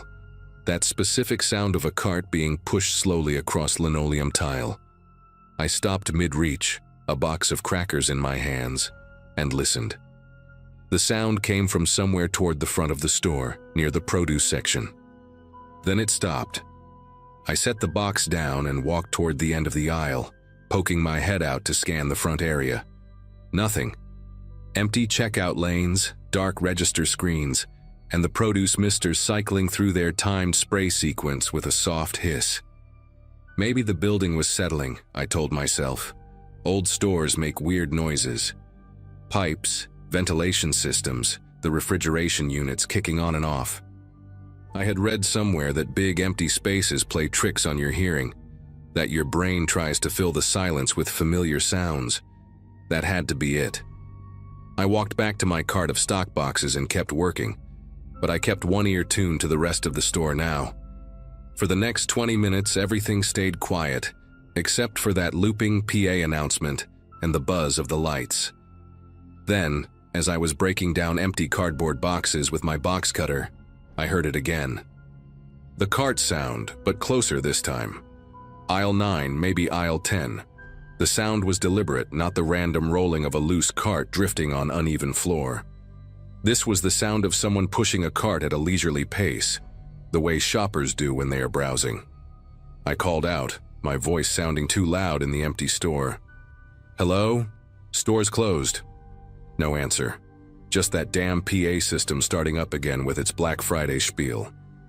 I left my boxes and walked quickly toward the back of the store where the sound had come from, my boots squeaking on the waxed floor. When I rounded the corner into aisle 9, the baking aisle, it was empty. Bags of flour and sugar stared back at me from perfectly organized shelves. No cart, no person, nothing out of place. I stood there for a moment, my pulse ticking faster than I wanted to admit, and scanned the entire aisle from one end to the other. The fluorescent lights above flickered once, a brief stutter that made the shadows jump then steadied again. I checked aisle 10 next, then aisle 11, all empty. The rational part of my brain tried to convince me I was tired, that working overnight messes with your senses, that I probably heard the sound from outside the building. Maybe someone was pushing a cart through the parking lot, returning it to the corral. But it was 2:15 in the morning on a Wednesday night in late November. Who the hell would be in the parking lot? I made my way to the front windows and pressed my face against the cold glass, cupping my hands around my eyes to block the interior light. The parking lot stretched out dark and empty under the orange glow of the streetlights. My car sat alone near the employee entrance, covered in a thin layer of frost. Not another vehicle in sight. Not a person, not a cart, nothing moving at all. I went back to work because the alternative was standing around letting my imagination run wild, and I needed this job too much to walk out over some unexplained noises. Veronica had left me a list of priority items to stock before the morning shift arrived, and I was already behind schedule. I pushed my pallet jack toward the dairy section at the back of the store, where 3 pallets of milk and yogurt waited in the walk-in cooler. The cooler door was one of those heavy industrial things with a silver handle you had to really pull to open. Inside, the temperature dropped to maybe 38 degrees, and my breath came out in visible puffs. I worked quickly, loading my flatbed cart with milk crates when I noticed something odd. One of the security cameras mounted in the corner of the cooler, the small black dome kind that usually just blend into the ceiling, had a red light blinking on it. I had been in that cooler 3 times already tonight, and I swear that light had not been on before. Security cameras do not usually have visible lights, do they? I stared at it for a moment, that little red pinpoint blinking in a steady rhythm, and felt an uncomfortable sensation crawl up my spine. Someone was watching. Had to be Veronica in her office, checking the cameras to make sure I was not slacking off. That made sense. I grabbed my loaded cart and backed out of the cooler, letting the heavy door swing shut with a pneumatic hiss. When I turned around to head back into the store proper, I saw something that made my breath catch in my throat. At the far end of the store, in the frozen food aisle, someone was standing completely still between the glass freezer doors. A person, definitely a person, just standing there facing in my direction. They wore dark clothing, maybe a coat or a hoodie, and they were not moving at all. Not shopping, not walking, just standing there like a mannequin. My first instinct was relief, honestly. Finally, an explanation. Someone else was in the store, probably another employee I had not been told about, or maybe a manager doing a walkthrough. But then the relief curdled into something else when I realized whoever it was had been standing there silently while I had been calling out earlier. Why had they not answered me? Why were they just standing there now, motionless in the frozen food section at 2:30 in the morning? I abandoned my cart right there in the dairy section and started walking toward them, my footsteps echoing in the quiet store. "Hey," I called out, trying to keep my voice steady and friendly. "You scared the hell out of me. Did not know anyone else was here." The figure did not move, did not respond, did not even shift their weight. As I got closer, maybe 30 feet away now, I could see they were facing directly toward me, or maybe toward the dairy section I had just come from. Their posture was rigid, arms hanging straight at their sides. The PA system chose that exact moment to crackle to life again. Save More is your destination for Black Friday savings. I stopped walking when I got about 20 feet away, close enough now to see that the person was wearing a dark blue or black hoodie with the hood pulled up. Their face was in shadow, but I could feel them looking at me. Not glancing, not casually observing, but staring with an intensity that made every instinct in my body scream at me to back away. "Can I help you with something?" I tried again, and my voice came out thinner than I intended. Still nothing. No movement, no acknowledgement, no sign they had even heard me. The frozen food cases hummed loudly in the silence that followed, their motors working overtime to keep the temperature down. I could see my reflection in the glass doors behind the figure, distorted and ghostly. That was when I noticed their hands. They were not just hanging at their sides naturally. They were clenched into tight fists, the kind of tension you see in someone who is either terrified or furious. My throat went dry. This was not right. Nothing about this was right. I took a step backward, then another, keeping my eyes on the motionless figure. They still had not moved, had not even seemed to breathe. "I'm going to call the manager," I said, louder now, trying to project authority I did not feel. "You need to leave." The figure's head tilted slowly to the left, just a few degrees, like they were considering my words. That tiny movement was somehow worse than the stillness had been. I turned and walked quickly back toward the front of the store where Veronica's office was located, my heart hammering against my ribs.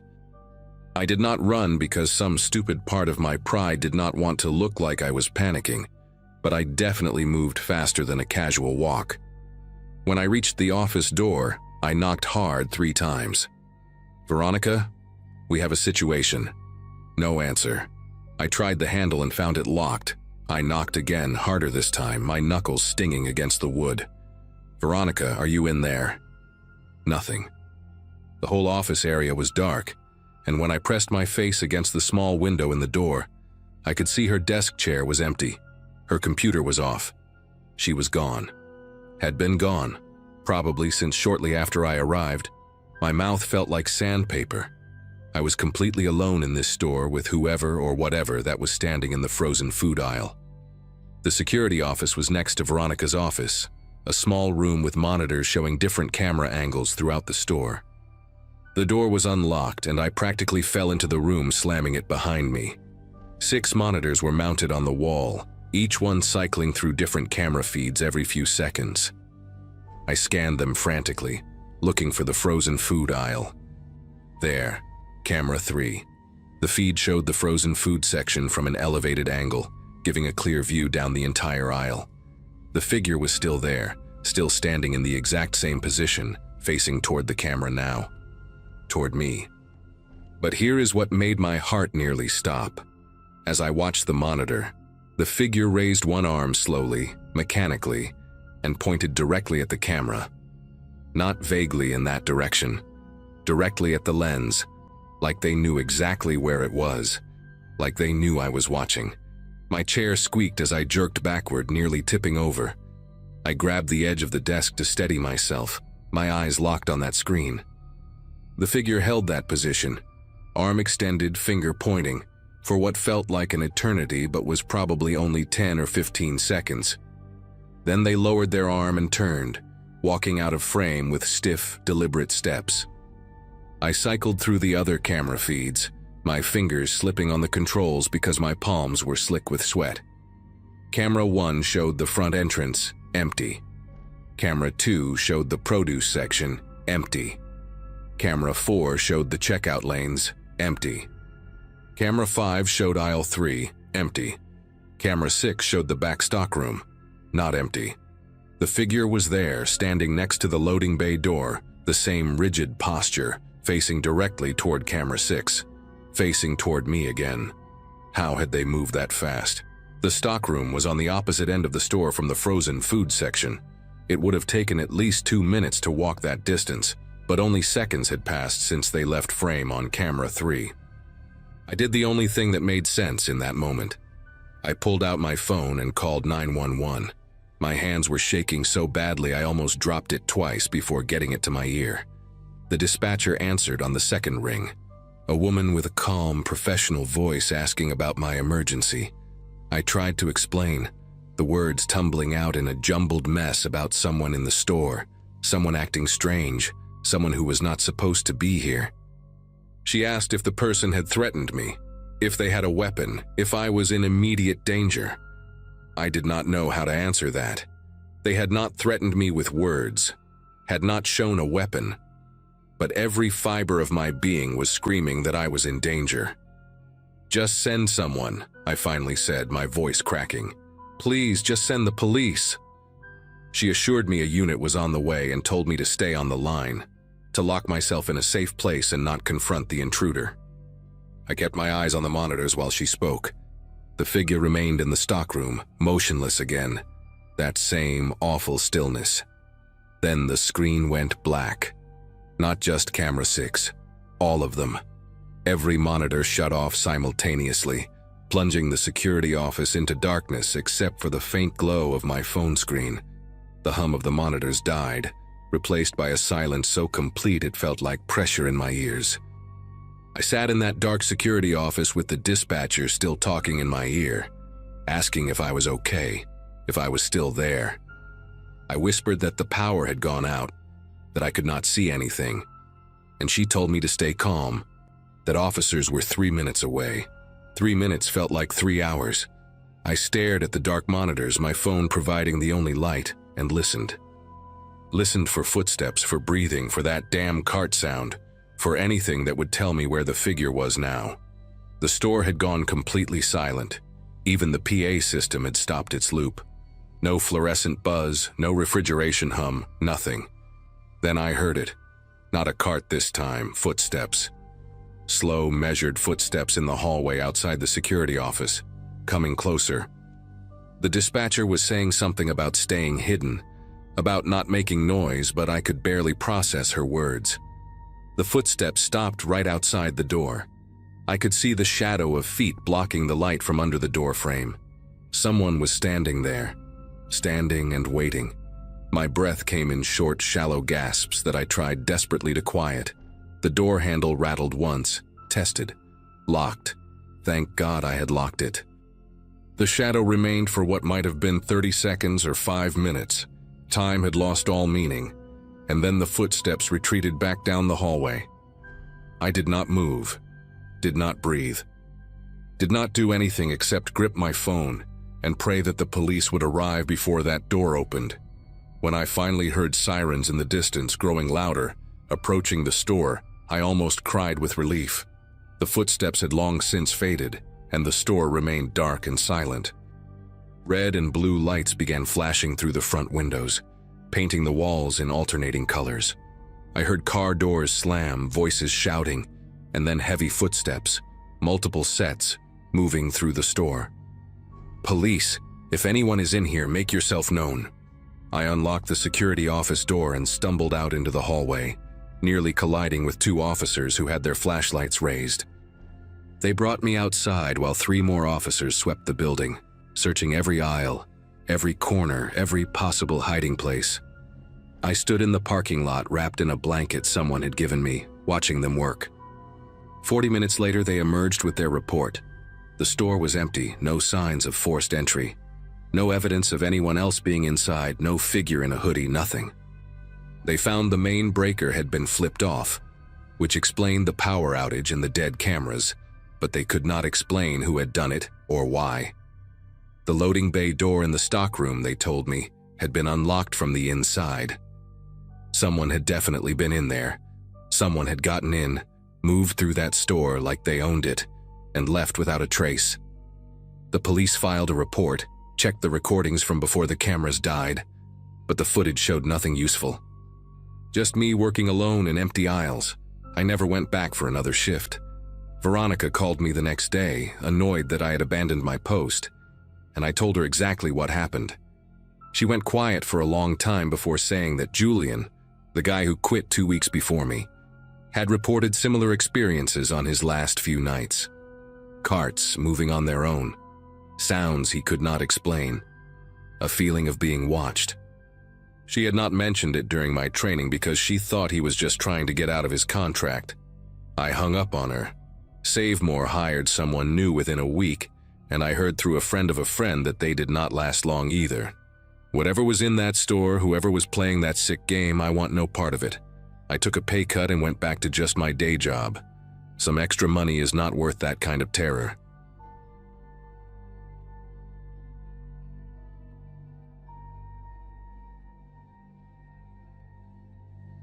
Finals week had just crushed me when I posted in that Riverside County Buy Nothing group, asking if anyone had a dolly I could borrow.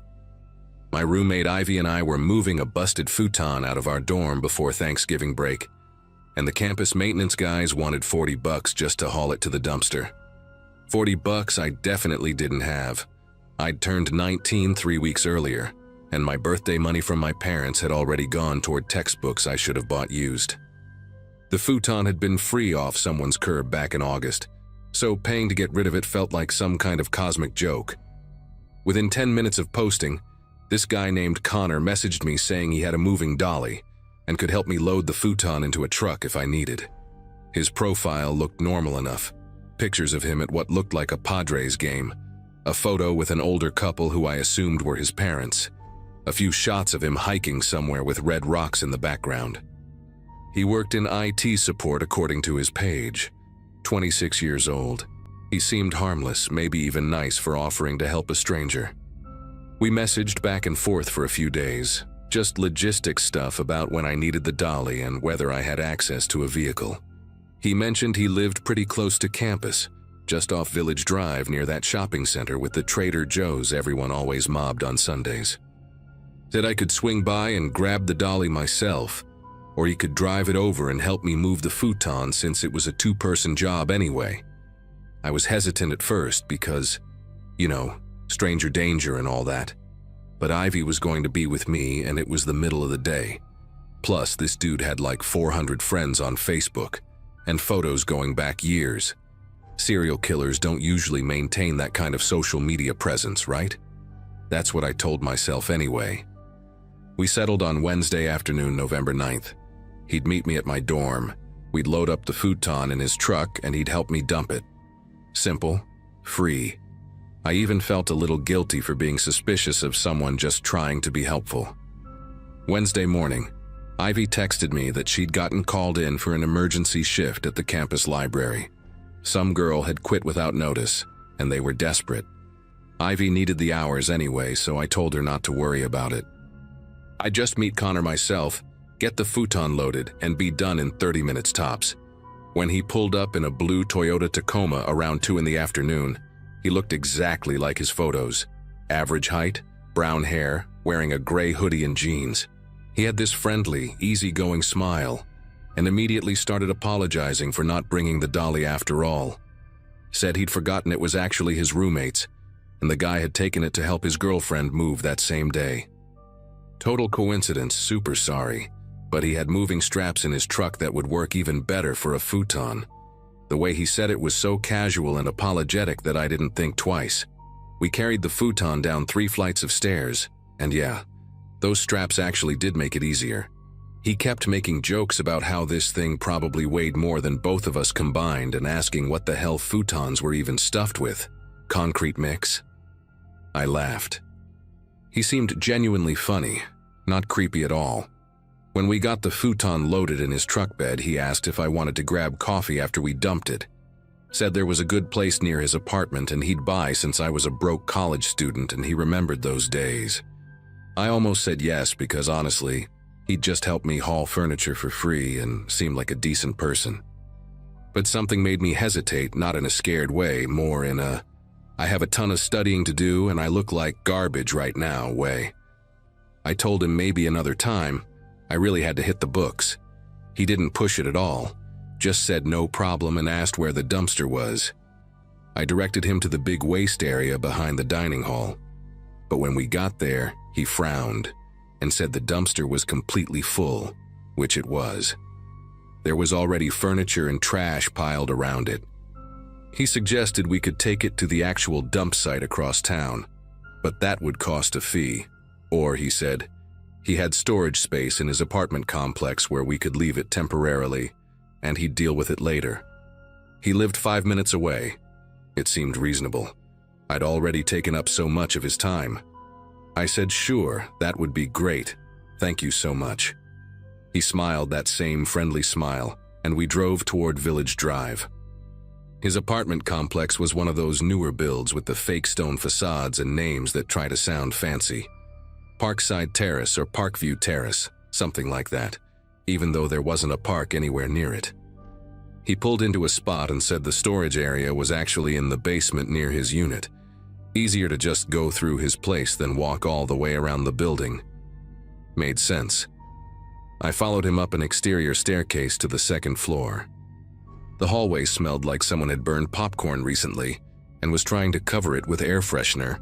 He unlocked his door, number 2G, and held it open for me to walk in first. The apartment was weirdly clean, like suspiciously clean for a 26-year-old guy living alone. No dishes in the sink, no clutter, everything organized. Beige couch, glass coffee table, flat screen mounted on the wall. A few framed prints of generic landscape photos. It looked like a staged apartment in a rental ad. He walked past me toward what I assumed was the storage closet or basement access, and I heard the door click shut behind me. Not slam, just that soft, final click of a door closing on its own. I turned around and tried the handle. Locked.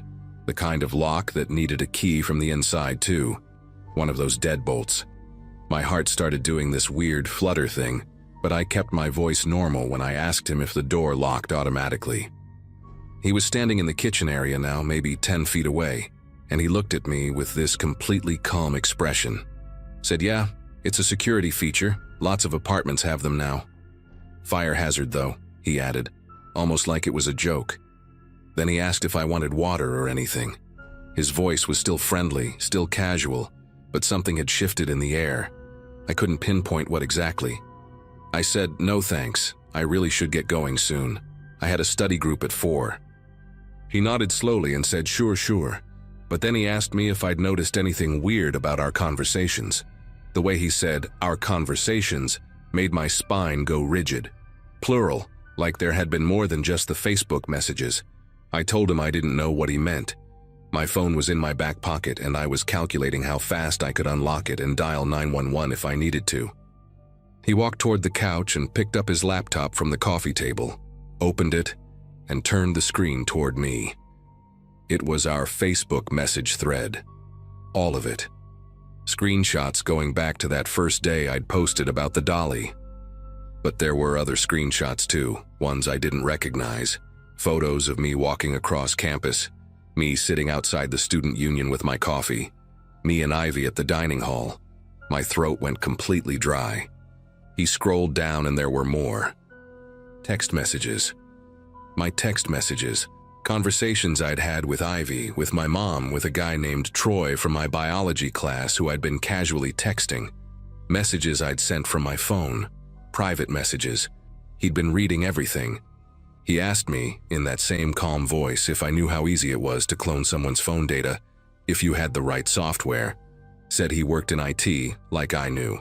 And it was honestly scary how much access people didn't realize they were giving away.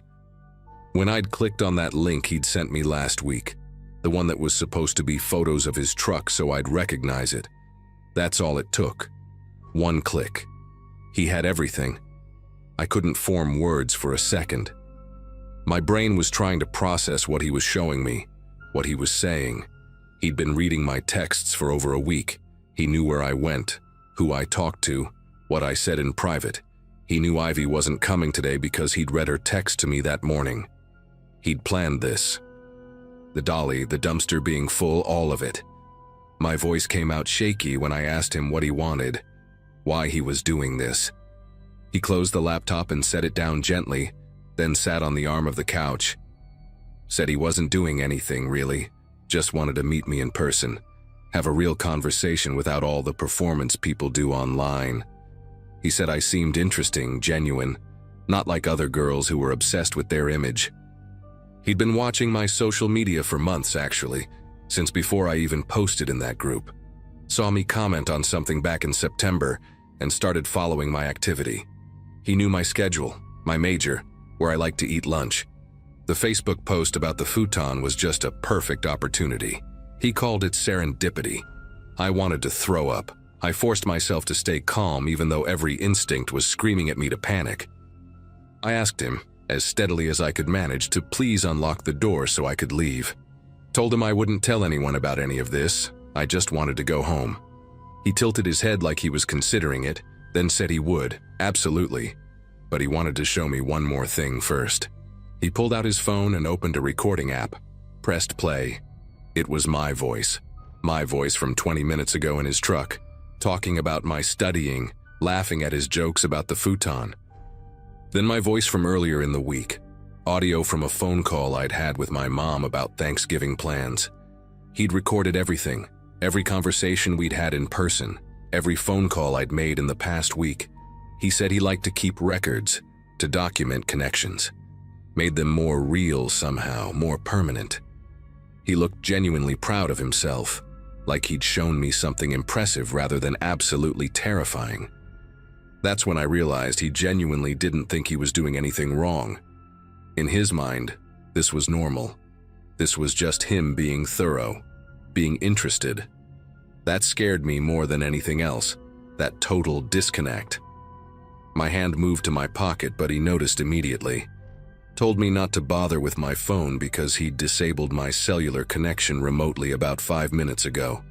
Could turn it back on whenever he wanted. He said it so matter-of-factly, like he was explaining how to use a coffee maker. Then he stood up and walked closer to me, not threatening, just casual, and said we should sit down and talk for real. Get to know each other without screens between us. He'd made tea earlier, it was probably still warm. The way he was acting like this was a normal social interaction, like I was a guest who'd come over willingly, made my skin feel wrong on my body. I backed up until I hit the door. Told him I really needed to leave right now. My voice cracked on the last word. He sighed, and for the first time, he looked annoyed. Said I was being dramatic, that he wasn't going to hurt me, he just wanted to talk. Why was everyone always so paranoid these days? He gestured toward the couch again, more insistent this time. Sit down, please. I didn't sit. Instead, I did the only thing I could think of. I started talking. Told him okay, I'd stay and talk, but could I please just let someone know where I am first? Ivy would worry if I didn't check in. He considered this, then said no. That would defeat the purpose. Nobody else needed to know about our time together. This was private, but I kept pushing, kept my voice as calm as I could. Said if I didn't text Ivy in the next 10 minutes, she'd already know something was wrong because we had a system. We always told each other where we were. Complete lie, but I sold it. Told him she knew I was here at Parkside Terrace, apartment 2G, with someone named Connor from the Facebook group. His expression changed slightly. That annoyed look turned into something more calculating. He asked when I'd told her that. I said this morning before Ivy left for work. Texted her his address just in case. Another lie, but a good one. He stared at me for a long moment, and I could see him working through the implications. If I was telling the truth, someone knew exactly where I was. Someone who would notice if I disappeared. He walked back to the kitchen area, put some distance between us, and I watched him think. The apartment was completely silent except for the hum of the refrigerator. Finally, he said, fine. He'd let me go, but I needed to delete all our Facebook messages first, right now in front of him, and I couldn't tell anyone about the phone cloning or the recordings. If I did, he'd release every private message I'd ever sent to everyone I knew. My family, my professors, everyone. He had them all backed up in multiple places. He said this without any emotion, like he was negotiating a business deal. I agreed immediately. Took out my phone, which suddenly had service again, and deleted our entire message thread while he watched. My hands were shaking so badly I could barely tap the screen correctly. But I got it done. He seemed satisfied. Walked to the door, unlocked it with a key from his pocket, and opened it. Told me it was nice meeting me in person. Hoped we could stay in touch. I didn't respond. Just walked out of that apartment as fast as I could without running, down the stairs, across the parking lot, and I didn't stop moving until I was 6 blocks away. I called Ivy from a Target parking lot and told her everything. She wanted me to go to the police immediately, but I was terrified of what he'd do with those messages if I reported him. Some of them were embarrassing. Private stuff I'd said about people, complaints about professors, personal things about my family. The idea of everyone seeing those made me feel sick, But Ivy convinced me we at least needed to document what happened, even if I didn't file charges right away. We went to campus police together that evening. I brought my phone, showed them the deleted Facebook messages that were still in my archive, explained about the cloned data and the recordings. The officer who took my report was this older woman, Officer Stephanie Reeves, and she didn't dismiss me or act like I was overreacting. She said this was illegal on multiple levels: unauthorized access to electronic communications, stalking, false imprisonment. She explained that even if he had my messages, releasing them as revenge would be another crime, and that he'd be facing serious charges already. That helped. Knowing he'd actually committed crimes, that this wasn't just me being paranoid or dramatic like he'd said. Campus police contacted the local department, and they got a warrant for his apartment within 48 hours. Turns out I wasn't the first person Connor had done this to. They found data from 3 other women on his laptop, all college students from the area, all people he'd connected with through various online groups over the past 2 years. None of them had reported him because he'd used the same leverage on them, threatened to release private information if they told anyone. One girl had graduated and moved to Arizona specifically to get away from him. The detectives found recording equipment, backup drives, printed photos, everything meticulously organized in folders with our names on them. He'd built an entire system. Connor was arrested and charged with multiple felonies including wiretapping, computer fraud, stalking, and unlawful restraint. His bail was set high enough that he couldn't pay it. The prosecutor told me he'd likely take a plea deal to avoid trial. And he did. 18 months in county jail, followed by 3 years probation, mandatory counseling, and a permanent restraining order. He's also a registered offender now in the state database.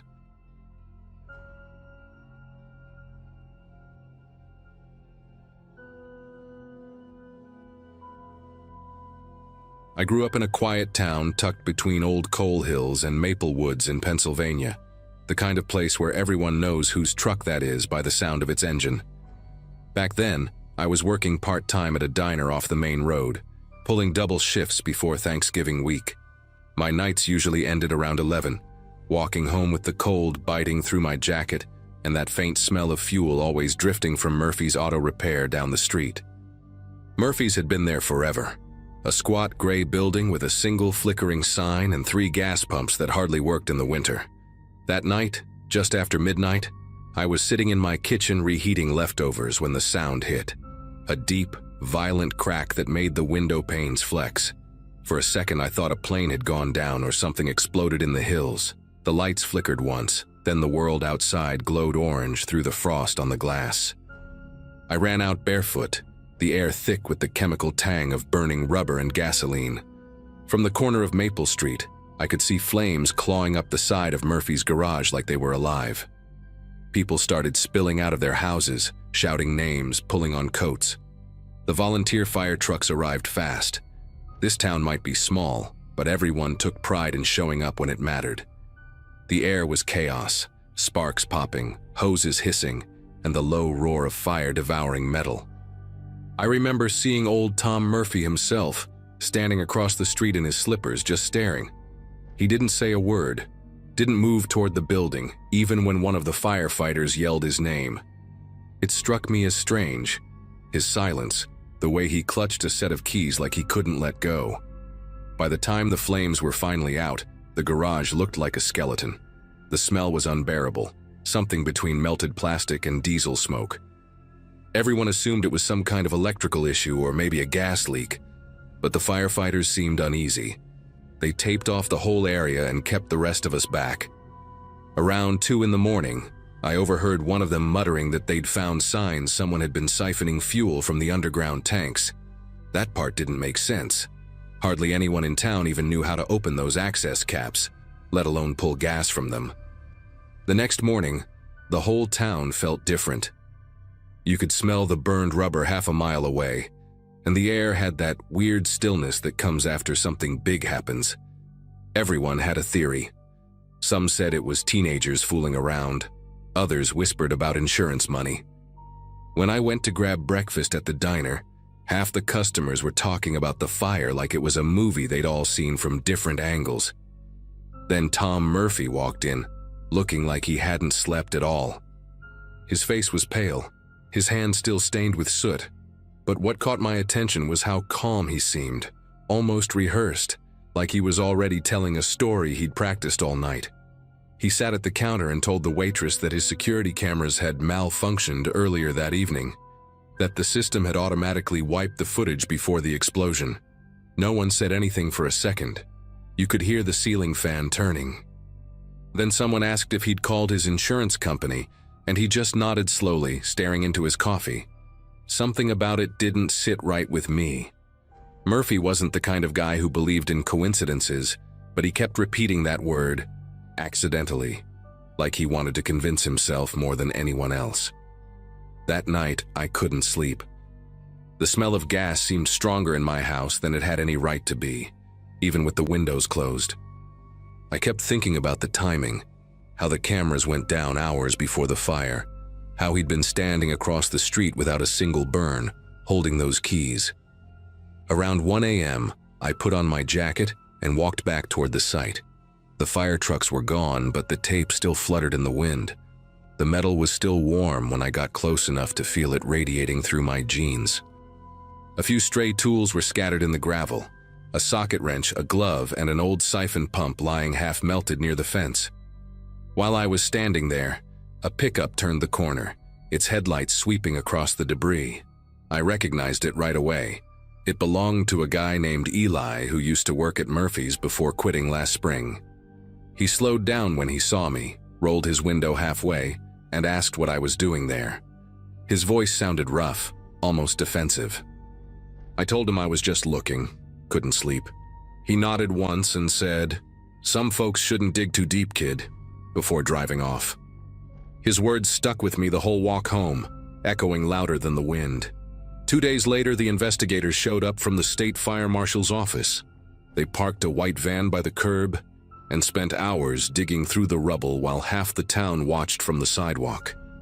By noon, rumors were already flying. Someone claimed they'd found tire tracks leading into the back lot. Someone else swore they'd seen Murphy at the shop late the night before the explosion.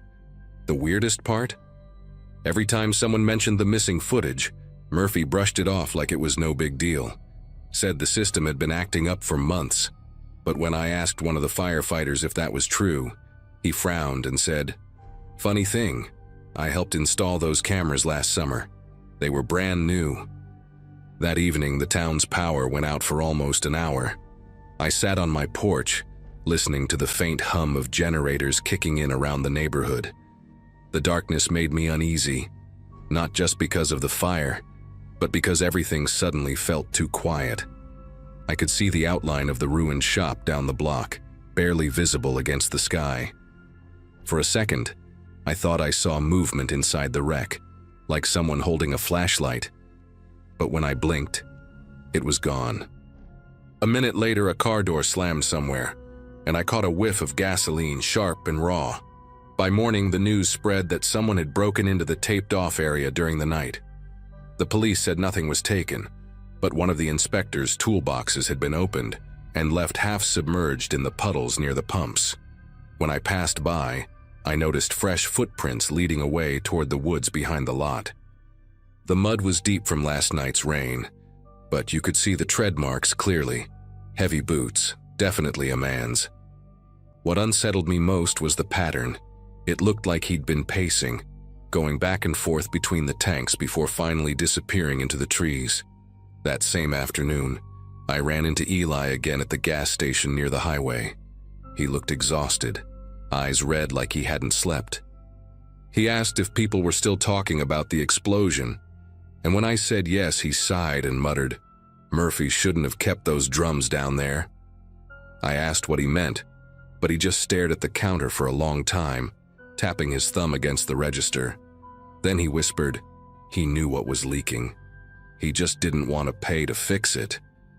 Before I could say anything else, he grabbed his pack of cigarettes and left without looking back. That night, I couldn't shake what Eli said. I went down to the public records office the next day during my lunch break to check something. Murphy's auto had been cited twice that year for unsafe fuel storage, both times marked as unresolved. The inspector's notes mentioned corrosion around the underground tanks and the possibility of vapor leaks. The realization hit me hard. Maybe whoever was siphoning gas wasn't just stealing. Maybe they were trying to drain it before something worse happened. But if that were true, why erase the footage? Why pretend nothing was wrong? A week later, heavy rain washed most of the debris away, but the smell of fuel still lingered. People started moving on, decorating for the holidays, pretending life was back to normal. Murphy reopened what was left of the office to handle paperwork, but it looked more like he was packing to leave town. One afternoon, I saw him loading boxes into a rented van, eyes darting up and down the street. When he noticed me watching, he waved, a stiff, nervous gesture, then disappeared inside. That was the last time I saw him. By morning, the van and the sign from the front lot were both gone. Months passed before anyone heard anything new. Then, in the spring, workers digging a new drainage line behind the old shop uncovered a buried drum, one of those industrial-grade fuel containers, rusted through and leaking sludge into the dirt. The city had to call in an environmental crew to contain it. I stopped by while they were working, curious, and one of the guys mentioned there were initials burned into the metal cap. TM, Tom Murphy. When I asked if it was recent, he shook his head. Old, real old, probably buried before those pumps were even installed. No one ever saw Murphy again. Some said he moved down south. Others whispered that he never left, that he'd built those tanks himself years ago and the ground finally caught up to him. Every now and then when the wind blows from that direction, you can still smell it, that faint sting of gasoline in the cold air. I don't know if it's my imagination or something seeping out from underground, but I swear, every time it hits, I can almost hear that explosion again, echoing through the hills like the town's trying to remind us we never really knew what burned that night.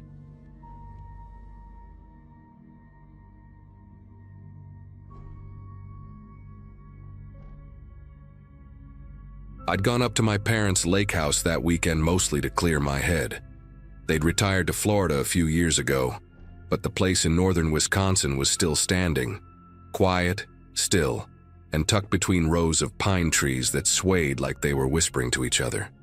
I worked remotely then, designing websites, and I'd been running on caffeine and no sleep for weeks. That little gray cabin felt like the perfect spot to just disconnect, make some soup, maybe read by the fireplace. The lake was half frozen already, the kind of dull silver that reflected nothing back. You could walk outside and hear nothing except the creak of the dock or a crow in the distance. It was peaceful in a way that felt almost heavy. The first morning I noticed the footprints, I didn't think much of them.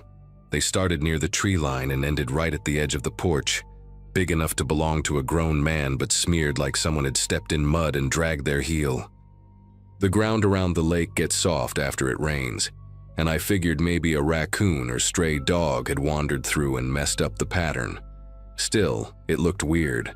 The shape wasn't pawed or split, just human, barefoot too. It was November, and the nights dropped below freezing, so that should have been impossible. I remember squatting down, touching the edge of one print, and feeling how crisp the outline was. It hadn't frozen yet, meaning it was fresh. The next day there were more. Same path, same ending, right at the back porch steps. That morning I made coffee and tried to laugh about it, texting my friend Leah a picture with the caption, "Guess I've got a Bigfoot fan." She told me to buy a trail cam and joked that I'd make the news. But there was something about the way the print stopped exactly at the door that started to bother me. It was too deliberate, like someone was walking up and turning back over and over just before reaching the house. I checked the locks twice that night, even though the nearest neighbor was over half a mile away. That evening I curled up on the couch with a blanket, watching the light from the TV flicker across the windows. The lake outside looked like a dark sheet of glass, and every now and then, the old dock moaned as if something heavy shifted against it. Around midnight, I turned the TV off and walked into the kitchen for some water. That's when the motion light outside blinked on, bright, sudden, cutting across the back porch. I froze halfway through the room, staring through the glass door, expecting to see a deer or a raccoon scurrying off. But behind the patio chairs, half hidden by the shadows, was a shape. Someone crouched low, hands pressed against the decking, just waiting. I didn't move for what felt like a full minute. The light buzzed softly, throwing harsh white against the glass, and that shape stayed perfectly still. My first thought was that it had to be a prank, maybe some local kid or a hunter lost from the trails. But the longer I watched, the clearer it became that whoever it was knew I could see them. Their head tilted slightly, like they were studying the reflection, trying to figure out if I was standing there or not. My pulse started thudding in my ears. I reached for my phone on the counter, but the second I turned my body, the light clicked off, plunging everything into black again. When it came back on, nothing. The porch was empty, no footprints visible through the glass, just the soft hiss of wind rolling off the lake. I barely slept that night. Every sound, the groan of the floorboards, the distant pop of ice shifting near the dock, had me sitting upright, listening. At around 3 in the morning, I finally dozed off on the couch with the lamp still on. When I woke up, the footprints were there again, but this time they circled the porch twice before stopping at the door. Whoever it was had come back after the light went off. I called Leah and told her, trying to sound casual, but my voice kept catching. She offered to drive up, but I told her I'd be fine. It was broad daylight, and nothing ever really happens out there, right? By afternoon, I convinced myself it had been some weird coincidence. Maybe a fisherman cutting through the woods, someone curious about the cabin. I tried to work, but I kept glancing out the window every few minutes. Around sunset, I took the flashlight and stepped outside for the first time since the night before. The air was biting cold. The prints were still there, but they stopped abruptly near the deck railing, as if the person had just vanished.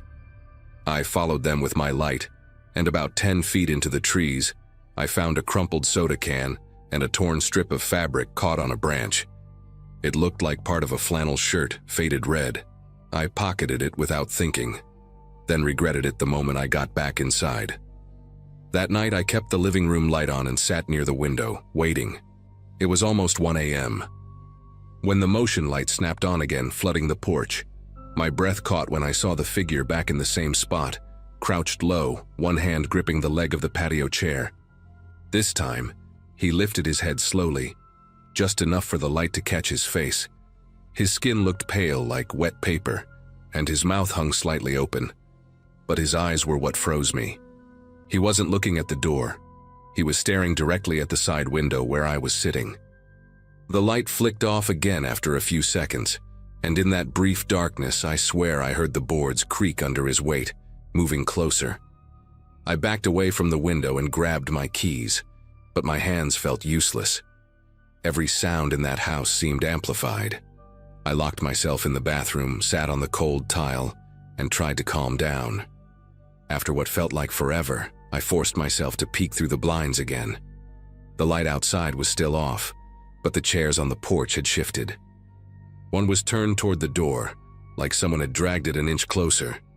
I didn't hear a car, no crunch of footsteps leaving through the trees. It was just gone. I called the sheriff's office, explained that someone was prowling around the property, and the dispatcher said they'd send a car from the nearest town. It was a long 20 minutes before headlights appeared on the dirt road. When the deputy arrived, he checked the porch with his flashlight, then the yard, and finally the dock. There were prints everywhere now, fresh ones overlapping the old. He asked if anyone else had a key, and I told him only my parents did, and they were in Florida. He suggested I stay somewhere else for the night. I packed a bag so fast I nearly forgot my laptop. Before leaving, I glanced once more through the window. The motion light flicked on again, even though neither of us was outside. The deputy frowned, stepped onto the porch, and waved his arm in front of the sensor. Nothing.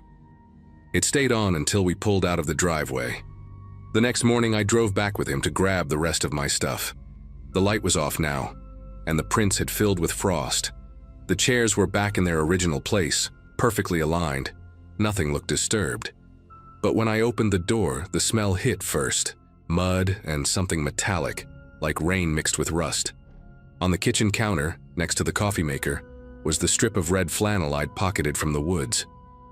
It wasn't damp anymore.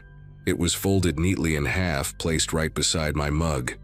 I don't know how to explain it because I'd left that piece in the glove compartment of my car. I never went back after that. My parents eventually sold the house, and I didn't argue. Every now and then when I visit a lakeside cabin or see motion lights flicker through the trees, that same cold rush hits me. The memory of that still figure crouched behind the furniture, waiting for me to turn the lights off. I still wonder if he'd been watching longer than I realized, stepping closer each night, stopping just short of the door. Maybe he was waiting for me to step outside first.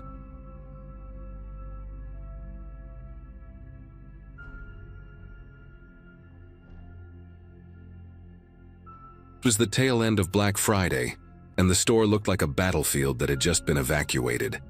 I worked the late shift at a mid-sized retail chain in northern Illinois, mostly handling restocks and cleanup after the madness. The kind of place that sold everything from kitchenware to cheap electronics. I'd been there for 2 years, juggling night classes during the week and surviving on vending machine coffee. That night, most of the crew clocked out around midnight, leaving just me and Mark, the night manager, to finish loading the shelves before the morning crew came in. The hum of the fluorescent lights had a way of getting into your head after a while. Constant, dull, like a mosquito you can't find. Every now and then one of them flickered overhead, and the shadows on the linoleum seemed to shift with it. The air was still heavy with that mix of burnt coffee, cardboard dust, and cheap plastic. I had a pallet full of Bluetooth speakers to move to the back room, and as I rolled it across the empty aisles, the sound of the wheels echoed far louder than it should have. It was the first time all day the store had gone completely silent. Near the customer service counter, we had a set of monitors that displayed the security camera feeds. I glanced at them mostly out of habit, checking if Mark was still in the stockroom or sneaking another cigarette out back. But one of the screens caught my eye. The feed from the electronics section, aisle 9, showed movement, a tall figure walking slowly between the shelves. At first, I thought it was a delayed playback from earlier in the day. Those cameras glitched sometimes after a long shift. But the timestamp in the corner was live. 12:47 a.m. I radioed Mark to ask if he was in the electronics section, but his muffled reply came from the back. He hadn't left the stockroom. My gut told me maybe someone got locked in after closing. Maybe a customer hiding out. It happened before. A drunk college kid once fell asleep in the patio furniture display. So I grabbed my flashlight and headed that way, trying to make as much noise as possible so whoever it was would know I was coming. The closer I got, the louder that hum from the lights seemed to buzz in my ears, until the sound almost felt alive. When I turned the corner into aisle 9, the first thing I noticed was how cold it felt compared to the rest of the store. Not a normal kind of cold, more like the air conditioning had kicked on just for that section. My footsteps echoed sharply off the polished floor as I scanned the shelves with my flashlight. Rows of headphones, phone chargers, empty boxes, and not a single sound except the faint electric hum above me. I called out, "Hey, store's closed, you can't be back here." My voice bounced through the aisles, but no one answered. I stood still for a moment, listening. Somewhere, faintly, a display TV flickered to life, playing static. I checked behind every end cap, even crouched to look under the shelves, thinking maybe someone was messing around. Nothing. When I walked back toward the service counter, I glanced up at the camera dome above aisle 9 and saw the red light still blinking. It was recording. Back at the monitor wall, I rewound the feed a few seconds, expecting to see myself searching with the flashlight. Instead, I watched something step out from behind the shelves just after I'd passed through. It wasn't clear, more like a shape outlined by the weak light, but it moved slow, deliberate, like it was waiting for me to turn around. I froze in place for a good 10 seconds, staring at the grainy footage. The figure leaned forward into the aisle as if studying the camera. Then, without warning, the feed glitched, jumping from static to a frozen frame. The timestamp froze too. 12:58 a.m. Every other monitor stayed normal, except that one. I remember tapping the screen like that would somehow fix it, but before I could decide whether to check again, the motion alert went off. A loud digital beep echoed from the console, and the same alert icon blinked over aisle 9 again and again. Mark came out from the stockroom after hearing the noise. I told him someone might still be in the store, and he laughed at first, until he saw the blinking monitor.